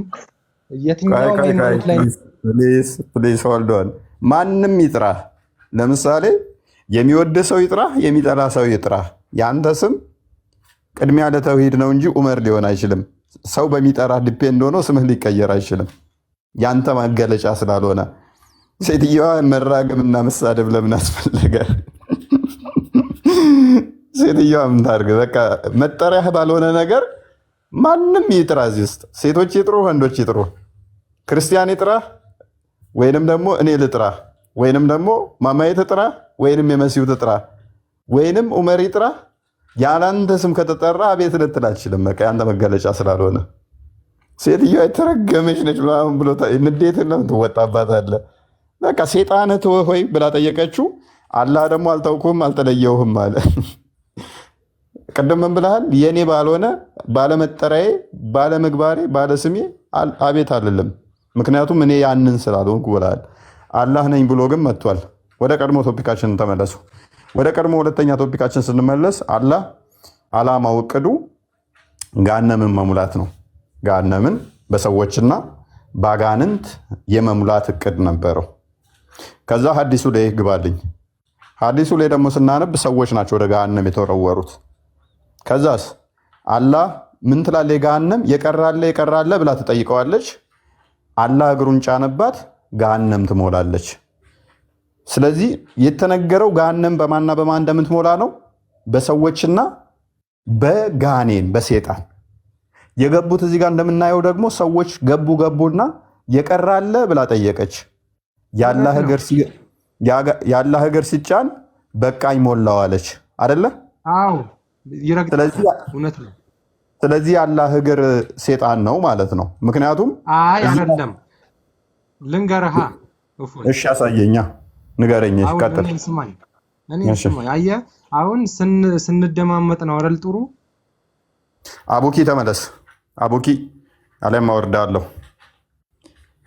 አቡኪ ቀጥል፣ ችግር የለውም እየሰማሁ ነው። ሁለታችንም ስንደማመጥ ጥሩ ነው ታውቃለህ። አሁን እኔ እሱ ሲያነብልህ አዳምጬሃለሁ። ሁለቱም ሀዲሶች ደግሞ ሰሂህ ኖርማል ናቸው ማለት ነው። አሁን ቀደም ጊዜ ያነበባቸው ማለት ነው። እሱ ይሄ ውሸትም አይደለም እውነትም የተባለ ነው በእስልምና። እና አንደኛ ስለ ጀሃነም ባወራኸው እውነት ነው። ጀሃነም ሰዎችን፣ ሰይጣናትን፣ ከሰዎችም የተሳሳቱትን ማለት ነው እነሱን አስገብታ ስትሞላ አይበቃኝም ትላለች ማለት ሌላ ካለ ጨምሩልኝ ማለት ነው። ያም በምትል ሰዓት ሁሉንም ጨርሳ ከበላች በኋላ ፈጣሪ ምን ያደርጋታል? ይመጣና በግራ እግሩ ነው እሱ ነው በግራ እግሩ ላ ኢላሃ ኢላላህ አተቁላህ ሐቢቢ ተቁላህ ኢነላሁ ለይሰ ከሚስሊ ሸይን። አላህ እግር የለውም። እሺ አላህን ፍራ። ይሄን ሙስሊምኛን አይገልጽም። ቆይ አንተ ቀድመህ እንትን በል እፎይ የሰው አውጣው። እስልምና አይገልጽም። እነዚህ ዋሃብይ ናቸው እንደዛ የሚያመልኩት። አላህ ምንም ሳይፈጥር ያለምን የነበረው ጌታ አሁንም እንዳለ ነው ያለው። ጀሃነም በእግሩ የሚረግጥ እግር ወራጅ ተሰቃይ የሰውን ባህሪ እንጂ ጭራሽ የፈጣሪ ባህሪ አይደለም። ይሄ እሱ ነበር እፎይ የኔ ጋር አውራ። አንተ አቁማ እፎይ ከኔ ጋር ነው የምታወራው። እሺ ቀስ በሉና አይ ቲንክ ሱፊ ነው እሱ፣ አንተ ዋብያ ናችሁ። ለዛ ይመስለኛል ሱፊ የኔ ነው። እሱን ሱፊዩን ተውና መጀመሪያ እኔን አስጀምረኛል። አልታስጨርሰኝ አትፈልግም? አስጨርሰኝ። እሺ አጎቴ በሽር መለሳለኝ። አንዴ እሺ ፈቃደኛ ከሆናችሁ አብራችሁ ማውራቱን ትችላላችሁ። ከኔ ጋር መቀጠል እንችላለን። ሚዩት አድርግ በል። እሱ ጋር ጨርሰናል። አንተ አወራለሁ። በቃ የመርሱ አይደለም። እሺ ቅድሚያ ለተውሂድ። እሺ እኔ የምልህ አሁን ምሳሌ የአንተ አምላክ ማን የፈጠረ አንተን? እስኪ እፎይ ይሄን ንገረኝ። ቅድሚያ ጨርስ እንጂ ይሄንን አዲሱን ጨርስ እንጂ። ወደ አቡለሀብ ልመጣልህ እኮ ነው። ኖ ቆይ በቃ አሁን የተከፈተልህ አለ እግሩን ይከታል። ሰዎች ናቸው። ልብ በል እዚህ ጋር ያለው ቁርአኑ በግልጽ የሚለው ከሰዎችና ከጋኔን ወይንም ከሴጣን ገሃነምን እሞላለሁ ነው የሚለው። ገሃነም በማና በማን ነው የምትሞላው? በሰዎችና በሴጣን ነው የምትሞላው ይላል። እዚህ ጋር እንደምንረዳው ደግሞ ሐዲሱ ላይ አላህ ሰዎች ወደ ገሃነም ይወረወራሉ። ጂኒዎች አይደሉም እዚህ ጋር እየተወረወሩ ያሉት። እየተወረወሩ የቀራለ ትላለች። መጨረሻ ላይ አላህ ራሱ እግሩን ሲጭንባት ሞላው ትላለች። ከዚህ የምንረዳው ገሃነም የምትሞላው በሴጣንና በሰዎች ነው ከተባለ ሰዎች ገብተው ጋኔኖች ገቡ የሚል የለም። እዚህ ጋር ሴጣኖች ገቡ የሚል የለም። የአላህ እግር ነው የተጫነው። ቆይ አዳም ቆይ ትሄዳለህ። ቆይ የአላህ እግር ነው የተጫነው። አላህ ደግሞ ገሃነምን በእግሬ ነው የምሞላው ብሎ አይደለም ያለው ምንድነው? በሰዎችና በጂኒ ሞላለው ነበር ያለው። ስለዚህ የአላህ እግር እንደ ሰው የሆነ ወይንም ደግሞ እንደ ሰው ባይመስልም የሆነ እውነትም ፊዚካል እግር ያለው ከሆነ ቦታ ይይዛል ማለት ነው ሊሞላ የሚችል። ስለዚህ በጂኒና በሰው ሞላለው ብሎ የተናገረው ራሱን ነው ማለት ነው እግሩን። ጂኒዎች ስላሌሉ እዚህ ጋር የአላህ እግር ጂኒ ይሆናል ማለት ነው። የጂኒ እግር ይሆናል ከቁርአኑ ጋር ለማስማማት። እሺ ቀጥል። እሺ አላህ ማለት ነው ሰይጣናትን ከእሳት እንደፈጠረና ወደ እሳትም ተመላሾች እንደሆኑ ባወራበት ቦታ አታምንም አንተ? ወንድሜ እሱ ሌላ ቶፒክ ነው። አሁን የኛውን ቶፒክ እኮ አስረዳኝ ነው። እፎይ ለምን አልከኝ ማለት አለብህ።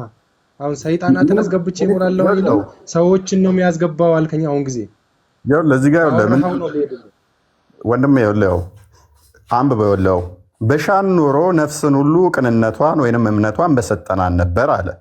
ግን አለ ገሃነምን ከአጋንንትና ከሰዎች የተሰበሰበ ሆነው በእርግጥ እሞላለሁ ማለት ቃሉ ከኔ ተረጋገጠ አለ። ገሃነምን በማንና በማሞላለሁ አለ? በሰውና በጋኔን። እዚህ ጋር የገቡት ግን ሰዎች ናቸው፣ ጋኔኖች አይደሉም የገቡት። አዲሱ እንደሚነግረን ቀጣይ የገባው ምንድነው? የአላህ እግር ነው። የአላህ እግርና ሰዎች ነው የገቡት። ቅድም ቁርአኑ ላይ ያየነው ደግሞ ወይ አንዴ ቁርአኑ ላይ ደግሞ ማና ማን ይገባሉ ነው ያለን? ጋኔንና በጋኔን እሞላለሁ አላለም? ያ እዚህ ጋር ግን ገብቶ ያየነው ማና ማን ነው? ጋኔንና ሰውና የአላህ እግር ነው። እሺ እኔ ደግሞ ልሂድልህ። አሁን ከቁርአኑ እንደዛ ላልከኝ አሁን አንተ ብዙ ጊዜ ከቁርአን ሳይሆን የምትከራከረው ከሐዲስ ነው። ያ ሐዲስ እሺ ሰሂህ መሆኑን በምን አምነህ ነው? በምንስ እርግጠኛ ሆነ ነው ይሄንን ያመጣኸው? ምሳሌ ከቁርአን አይወጣም አይደል? ሐዲስ ከቁርአን አይወጣም አይደል? ቅድሚያ ለተውሂድ ቅድም በደቂቃ ውስጥ 5 ደቂቃ በፊት ያመጣሃቸው ሐዲሶች ሳሂህ ናቸው ብለኸኝ ነበር። አሁን ለምንድን ነው ሲጨንቅ ሐዲሱን ሳሂህ መሆኑን ራሱ በምን አወክ? ዳይፍ ልታደርገው ሞከር አይደለም? እዚህ ሁሉ ቆይ ከ5 ደቂቃ በፊት ያመጣሃቸው አምኛለሁ። ስማኛ ቀድመኔንም ሰሂህ መሆኑን አምኛለሁ። በየትኛው ነው ያመንኩት? መጀመሪያ እያወራ የነበረው አንተ በሰዎችና በጋኔል እሞላታለሁ አለ አይደለም አለ ያልከው? እሺ አላልክም? በሰዎችና በጋኔል አሁን ጊዜ ደግሞ ያልከው ምንድነው? አሁን ደግሞ ያልከው ጋኔልን አልጨመረም አልከኝ። ያኔ ሐዲሱን ምናምን ብዬ ያወራው በሱ ነው። ሌላ ምን ቀደም ሐዲሱን ያመጣቸው ሐዲሶች ትክክል ናቸው። አዎ አላህ ጋነም ላይ እግሩን ይጭናል እያልክ ነበር። ሜቢ አጎቴ በሽር ገብቶ ስላስደነገጠህ ይመስለኛል። አይ ለሱ አይደለም፣ እሱ ራሱን ነው። እኔም ኖርማል መረጃን ይዤ ነው እንትን ብለው አይደለም እንዴ። ስለዚህ ይሄንን አዲስ ታምነዋለህ ወይንስ ሱፊ ትሆናና ትወርዳለህ? ማለትም ዋብያነትን ላስክድህ እችን አዲስ ካደረገ እኔ ሙስሊም ነኝ እሱን ሳይሆን ይሄንን ተቀብያለሁ። ግን አንተ ጋኔልን አላስገባም እዚች ጋር ምናምን በሚለው ነው እኔ የተከራከርኩ ያለሁት። ጋኔልም ከሰዎችም ሁለቱም ነው የሚገቡት ነው እኔ እያልኩ ያለሁት እኮ እያልኩ ያለሁት እኔ ደግሞ ምንድነው ሁለቱም ይገባሉ። ስለዚህ የአላህ እግር ጋኔን መሆን አለበት እያልኩህ ነው። እግር ብለህ ሊትራል ከወሰድከው የሚገባው የአላህ እግር ከሆነ ይገባልና ይሞላሉ የተባሉት ደግሞ ጋኔንና ሰዎች ሰዎች ከሆኑ ስለዚህ የአላህ እግር በተለዋጭ ስሙ ጋኔን ይሆናል ማለት ነው። እሺ የአላህ እግር ይገባል ነው የሚለው ወይስ አላህ እንደሚያቆማት በእግሩ ወይስ ይገባል ነው የሚለው? ይገባል የሚል ነገር አለ እዚህ ጋር አሁን በሐዲሱ የአላህ እግር እንደ ሰዎች ተወርውሮ ይገባል የሚል ነገር አለ። ታመጣለህ እሱን? ነሰሰርሊ መወርወር ላይ ይጠበቅበት ይችላል፣ ግን እላው ላይ ይጭንባታል ይላል። ቆይ አንዴ በላዋ ጫነበት ማለት ዳምጣ በላዋ ጫነበት ማለት ምን ማለት ነው? እሱ ሙሉ ለሙሉ ሰውነቱ ላይ ገባ ይችላል። እሱ ከላይ ሆኖ ለምሳሌ እስከ ቁርጭምጭሚቱ ብቻ ሊሆን ይችላል የሚገባው። ከዛ በላይ ወደ ላይ ስለሚቆም ላዋ ላይ ጫነባት ተብሎ ይነገራል። ካህናት የሚሆነው መሟያው እሱ ስለሚሆን እሷ ከስር ያሉ ሰዎች አሉ። ለምሳሌ እሱ ረግጦ ሚይዛቸው ማለት ነው። ስለዚህ እሱ ከላይ ነው የሚሆነውና ከላይ ጫነባት ተብሎ ይነገራል ማለት ነው። ይህንን ደግሞ አንተ መቼም ዋብያ እንደሆንክ ኢብን ከሲርን እናመጣለና ሜቢ በሱ እንፈስረው እስቲ 30 ይህንኑ ተፍሲር አንዴ ክፈትልኝ ኢብን ከሲርን 30 ማለት ነው 50 ነው እንደተባለው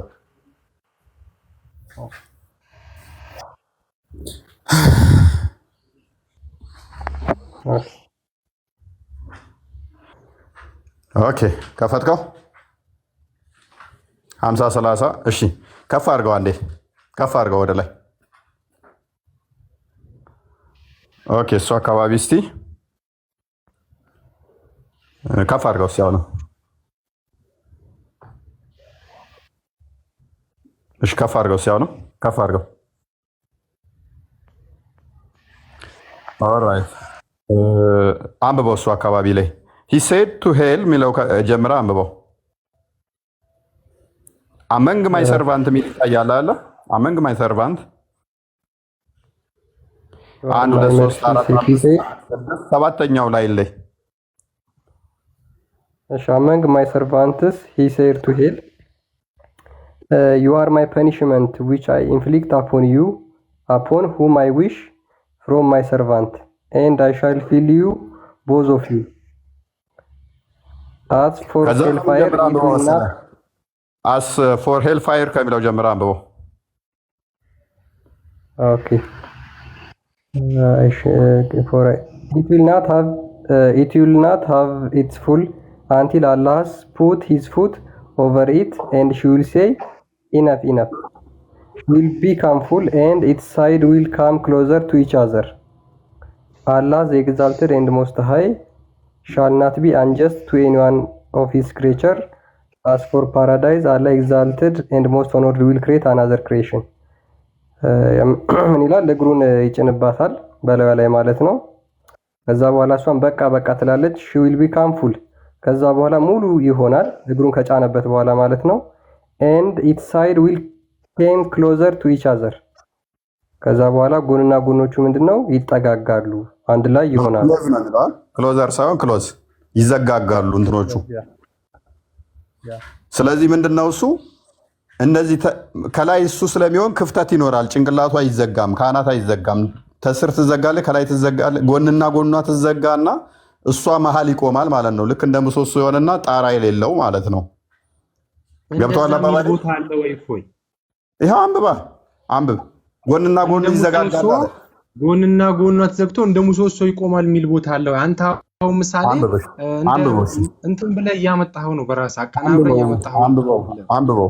ምክንያቱም ምን እያወራህ ነው? ማጨረስን እኮ ቆይ አንብብ።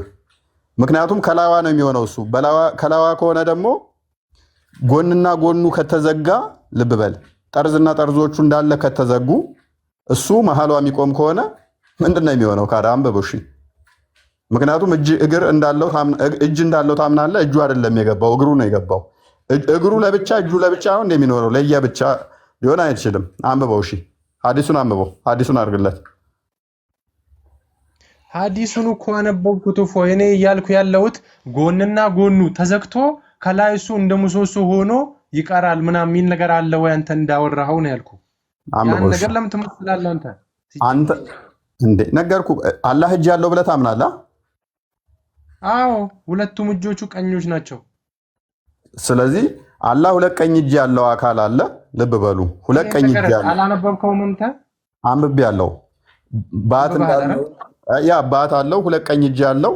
ስለዚህ እንዳንተ አገላለጥ እጆቹ ከእግሮቹ ጋር የተያያዙ በአንድ አካል ላይ ያለ ነው፣ ለየብቻ ያሉ ናቸው።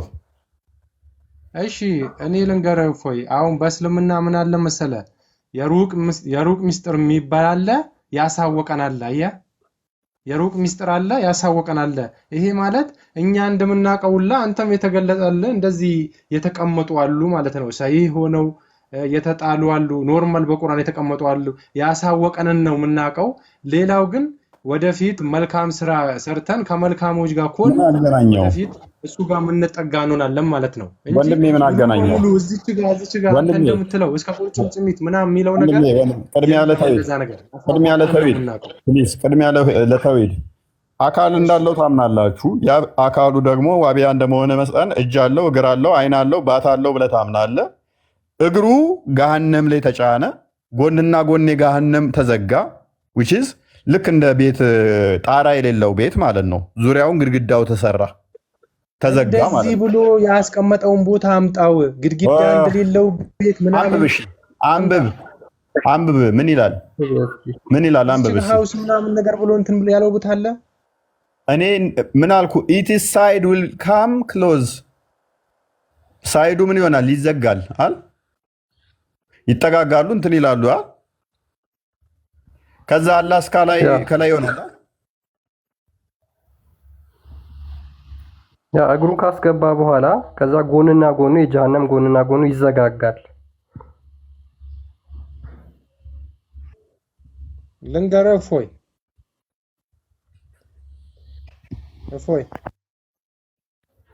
ስማኝ፣ እንዴት መሰለ እዚህ ጋር አገላለጹ እንዴት ነው?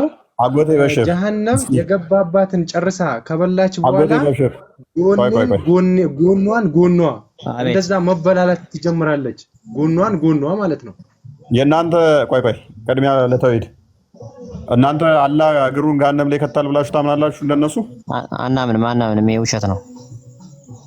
ኦኬ ቅድሚያ ለተውሂድ ውሸት ነው እያለ ነው። አላህ ራሱ ከነ እግሩን ገሃነም ላይ ይጭናል የሚለውም ውሸት ነው እያለ ነው። እስኪ አጎት ተብዬው አውራ እስኪ አንተ መልስ ስጥበት በዚህ ነገር። ለእሱ ነው ወይስ ለአንተ?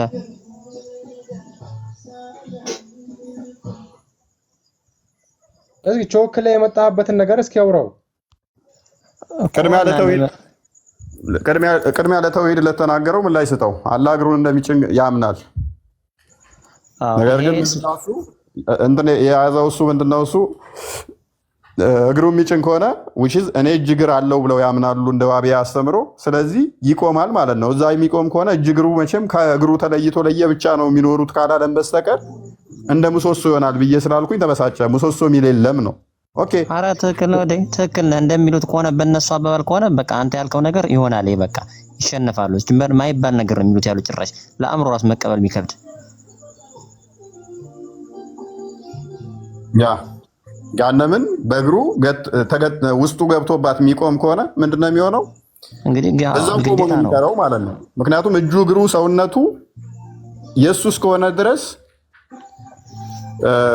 ጭንቅላቱ ገባ አይለንም፣ እጁ ገባ አይለንም፣ እግሩ ነው ገባ ያለን። እግሩ ነው ገሃነም ላይ ቆመው። ስለዚህ ምንድነው የሚሆነው? አላህ ልክ እንደ ምሰሶ ቆሞ ይቀራል ማለት ነው። ጎንና ጎን ነው ደግሞ ያ ትክክል ነው። ፎይ ይሄ ዝም ብሎ ውድቅ የሆነ እንትን ነው፣ የሌለ ነገር ነው። ሲጀመር ራሳቸው ተጋጭቶባቸዋል እነሱ። ሳሊም ትቀበላለህ? የእናንተ ውድቅ ነው እያለ ነው። ሐዲሳቶቹ ተቀባይነት የላቸውም። ቡሃሪ ላይ እና ሙስሊም ላይ ያሉ ናቸው። ባይዘ ኢብኑ ተሚያ ደግሞ ታውቀዋለህ፣ የእነሱ ታዋቂ እንትን ነው፣ ሊቅ ነው። እንግዲህ እሱ ደግሞ አላህ ራሱ ፂም አልባ ነው፣ ፍሪዛም ፀጉር ነው፣ ወጣት ነው እያለ ነው። ኢብን ተይሚያ በሰዓቱ የነበሩ የሃይማኖት መሪዎች በሙሉ እብድ እንደሆነና ከአእምሮ በላይ እውቀት ኑሮታይ እንዳበደ ገልጸውለታል። ለዛ ነው ሲሞትም ከሙስሊም መቃብር አልተቀበረም። በዋህብያዎች እኮ አለ ቢሉት ሊቅ እኮ ነው። የሁሉም መምህራቸው እኮ ነው። መምህራቸው ነው እነሱ። ግን ይሄ ስህተት ነው ጭራሽ። እሱ ከአእምሮ በላይ ነጥቆበታል ሄዷል እውቀቱን። በሰዓቱ ደግሞ የነበሩ እንትኖች እውቀት መሪዎች አሁን እንደናንተ ጳጳሶች፣ አንድ ጳጳስ ብቻ እኮ አይደለም ሃይማኖት የሚመራ ወይም አንድ ሸህ ብቻ አይደለም። ሲሳሳት ይሄ ተው ይሄ አስተካክል የሚል መቼም ብዙ አሉ አይደለ? ስለዚህ በሰዓቱ ደግሞ እሱ ብቻውን ነበር። እንደዛ ሲል አንዳንድ ነገሮች ሲጨምር የተንታታ ነገሮች ዝም ብሎ የሌለ የራሱን እየጨመረ እንትን ሲል ይሄ ስህተት ነው፣ ከዚህ ነገር ደግሞ ተቆጠቡ እያሉ ለሰው እያስተማሩ እሱን ትንሱት ነበር። ሙቶ ራሱ ከቆሻሻ ቦታ ላይ የተቀበረው የተወረወረው የሆነ የፋብሪካ ቆሻሻ ቦታ ላይ የተወረወረው። ምክንያቱም እስልምና ስለማይገልጽ በሰዓቱ ማለት ነው። የሱ ደጋፊ ጭራሽ አልነበረው።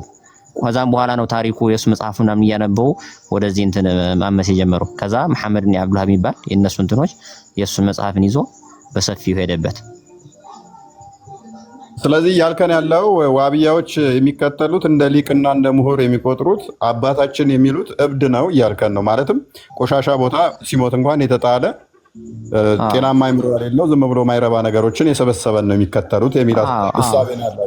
ኦኬ የሰበሰበ ነው እብድ ነው በቃ እነሱ። ምክንያቱም የማይባሉ ነገሮች የሌሉ ነገሮች ለአብነት የእንትን ካፌ የሰው ገንዘብ እንደዚህ ሰው ገለህ ብሩን መብላት ይቻላል ምናምን ብዙ ነገሮች ተጨማሪ እንትኖች የሌሉ ነገር በትርጉም እየቀየሩ እና አንዳንድ ሐዲስ ያልሆነ ነገር ሐዲስ ነው እያሉ ወደ ጎን ተጣበበት። እሱ ብቻ አይደለም መሐመድ ኢብኑ አብዱልሃብ ራሱም ሽንት ቤት ላይ ነው የሞተው። ኦኬ ስለዚህ ሙሉ ለሙሉ እንትናን የእብኑ ተይሚያን ሼክ አልእስላም ነው የሚሉት እነሱ አይደለ? በእነሱማ ምን እሱ ብቻ በላይ ማር ያሳቅሉታል። የማያውቁት ነገር ዝም ብለው። መልካም። ስለዚህ አላህ እነሱ እንደሚገልጹት አንተ የእነሱን አላህ የኛ አላህ ነው ብለህ ታምናለህ? ማለትም እግሩን ገሃነም ላይ ገተረ ቆሞ ሁለት ቀኝ እጅ ያለው ባት ያለው ሲኦል ውስጥ ሲኦልም መሙያነት እግሩን የሚጠቀመውን አካል አንተ እያመለኩ ነው ብለህ ታምናለህ? ይሄ ተወና እኔ እስልምና ውስጥ ሆኜ አንተ እንኳን ራሱ እስልምና ውጭ ሆነ አእምሮ ራሱ ለመቀበል ይከብዳል እኮ። ይሄ ጭራሽ የማይባል ነገር እኮ ነው። ምክንያቱም በዚህ መንገድ ከሄድን ቁርአን ራሱ ሊተራመስ ነው፣ ሊጋጭ ነው። ሃይማኖት ደግሞ እንግዲህ አስበው መጽሐፍ ቃሉ የሚጋጭ ከሆነ ምኑ ሃይማኖት ተባለ? ህገ መንግስት እንኳን ራሱ የኢትዮጵያ ህገ መንግስት እንኳን እንትኑ አንቀጹ ምናምን ራስ ለራስ የሚጋጭ ከሆነ አስበው ምን ያህል ህዝብ እንደሚተራመስ። ቀጥ ያልና አንድ መንገድ ነው መሆን ያለበት። ስለዚህ በአንዱ መንገድ ደግሞ ይሄኛ ያዝ ነው አህለል ሱፍይ መተርጎም ቀጥተኛ በሚያስፈልገው በቀጥተኛ በተዘዋዋሪ ወይ ደግሞ እኛ ቀኔ እንደምንለው በተዘዋዋሪ የመጣል አንዳንድ ቃላቶች ላይ እነሱ ላይ ደግሞ በተዘዋዋሪ አድርገህ የተረጎሙ አሉ። ትክክለኛ ትርጉማቸውም ፈጣሪም ብቻ የሚያውቃቸው፣ እኛ ግን በማይገጭበት መንገድ አድርገን ትርጉም የወሰድናቸው እንትኖች አሉ። እነሱ ግን እችን መንገዱ አይኗ ብቻ እነዚህ ትርጉም ያስፈልጋቸውና የማያስፈልጋቸው እነሱን ብቻ በመያዝ ሰውን ወደ ጎን አድርገህ ሌላ አጀንዳ ይዘው አቅደውበትን ስለሆነ ብዙ ስለተደረገበት ለዛ ሂደው ነው ስተት ላይ ሆነው ጭራሽ ይሄን እኛን አይገልጽም፣ ሙስሊምን አይገልጽም ጭራሽ። ምክንያቱም ፈጣሪ ምድርን ከመፍጠር በፊት እንዴት ነበር ተብሎ መመለስ ካልቻሉ እንዴት ነው ምድር ሰማይ ከፈጠረ በኋላ እንደዚህ ሆነ ብለው ያለ መስረጃ ሊያወሩት የሚችሉት? ስለዚህ ባይዞ እንዳለ ሚዲያውን አብዛኛውን የተቆጣጠሩት ንጽጽር የሚሰሩትም ዋህብያዎቹ ናቸው። መሬት ላይ ግን ሱፊያዎች የሚበልጡ ይመስለኛል ባልሳሳት። ትክክል ነኝ? አዎ ትክክል ነህ። ምክንያቱም ነብዩ ራሱ በሐዲስ ላይ አንቀጹን አንብበን እሱን ያህል እውቀት የለኝም እንጂ ተናግረዋል። ሞቴ ብለዋል የኔ ተከታዮች በኸይር ነገር ወይም ደግሞ በጥሩ ነገር ካልሆነ ሊሰበሰቡ አይችሉም ብለዋል። ስለዚህ በአሁኑ ሰዓት በምድር ላይ ደግሞ አንሰብስቦ ያዘን አንድ መውሊድ ነው። የሱ መቱን ተሰብስበን ያዘንብን ይሄ ብቻ ነው። እነሱ ግን አንድ አድርጎ ሊሰበስባቸው አይደል። ሲጀመር ከራሳቸው ውስጥ ነው ራሱ በጣም ብዙ የተለያየ መንገዶች አሉ ይሄ እንትን የሚሉት። ሲቀጥል ደግሞ ልክ እንዳልከው ምድር ላይ እየበለጠ የሚሄደው የኛው ነው። ይሄ ንጽጽር፣ ይሄ ሌላው ሚዲያ መቆጣጠር፣ ተርጉመህ በአማርኛ ይሁን በለዚህ ቋንቋ የተረጎሙ እንትን የሚሉት ሁሉም ኤክስፓየር ናቸው። ያ የነሱን አላህ እንዴት ትገልጸዋለህ? በእናንተ እይታ የዋህብያዎችን አላህ እንዴት ነው የምገልጸው? ከሌሊቱ 9 ሰዓት ይወርዳል ብለው ያምናሉ። ቅድም እንዳለው ወንድማችንም ቀኝ እጅ ያለው ብለው ያምናል። ይሄንን አካል ያንተ አላህ እንዳልሆነ ነው የምታምነው? አዎ አይደለም። ይሄ እነሱ ኖርማል እንደ ጣዖት ነው የምቆጥሩት። አዎ ጣዖት ነው እንግዲህ እነሱ የሚሉት አእምሯቸው ላይ ሳሉት እንደዚህ ያለው እያሉ ሌላ ነገር ነው የሚከተሉት። አላህ ግን ምንም ነገር ሳይኖር እንደነበረው ያለ ፈጣሪ ነው የምናመልከው እኛ የሙስሊሞች ሱፊዩም እሱ ነን። ኦኬ አብዲ እንኳን ደህና መጣህ። አብዱኪ እንዴት ነህ? ደህና ነህ? እግዚአብሔር ይመስገን። ደህና ሰላም ነው። አንተ አቂዳ ሱፊ ነው ወይንስ ዋቢያ?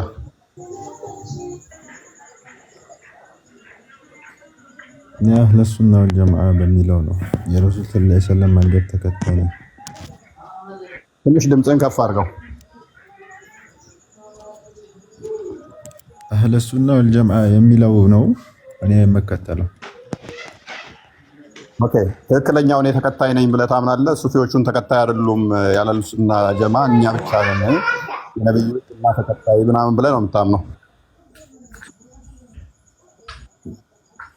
የመጀመሪያው ነገር ምን እንደሆነ ልንገር። ሁሉም አላህ አንድ እንደሆነ ነው የሚያምኑት። ከሱ ውጪ ሊመለክም ሊገዛም የሚችል አምላክ እንደሌለ ነው። ሁለተኛ ደግሞ እዚህ ጋር እንትን ዌብሳይቶች ነው። በነገራችን ላይ ዌብሳይት ላይ ገብተህ ነው ቼክ እያደረግ ከዌብሳይቶቹ ላይ ነው እየነገርከን ያለው ማስረጃ የምትሰጠን እና ዌብሳይት በነገራችን ላይ ልጨርስ ዌብሳይት ላይ ክሌም ከማድረግ በፊት የምታውቀውን ቶፒክ ነው የተነሳው። የተሳሳተ መረጃ ከመጣ ይሄው መረጃው በልና ቻሌንጅ አድርገኝ። 1000 ዓመት እሰጥሃለሁ አይደለም 1 ዓመት። ይሄኛው ቆይ አሁን የተነሳው ላይ ብቻ ታወራለህ። የተነሳው ላይ ስለዚህ አንድ ነው የምናመልከው ብለሃል አንተ። ወንድምህ ደግሞ ምን ብሏል? እናንተ በአይምሯችሁ የሳላችሁት 2 ቀኝ እጅ ያለው የሚወጣ የሚወርድ ጋነም ላይ እግሩን ገትሮ የቆመ እሱ ለኛ አላህ አይደለም፣ እሱ ለኛ ጣዖታችን ነው እንጂ አላህ ሊሆን አይችልም ብሏል። አንተ ደግሞ በግድ አንድ አይነት ነው የምናመልከው ብለህ ለምን ተቂያ ትሰራለህ? አንድ ነው ስላልክና የተለያየ ማንነት ከሰጠው በኋላ ከቁርአን ማስረጃ ካለ ያምጣልኝ።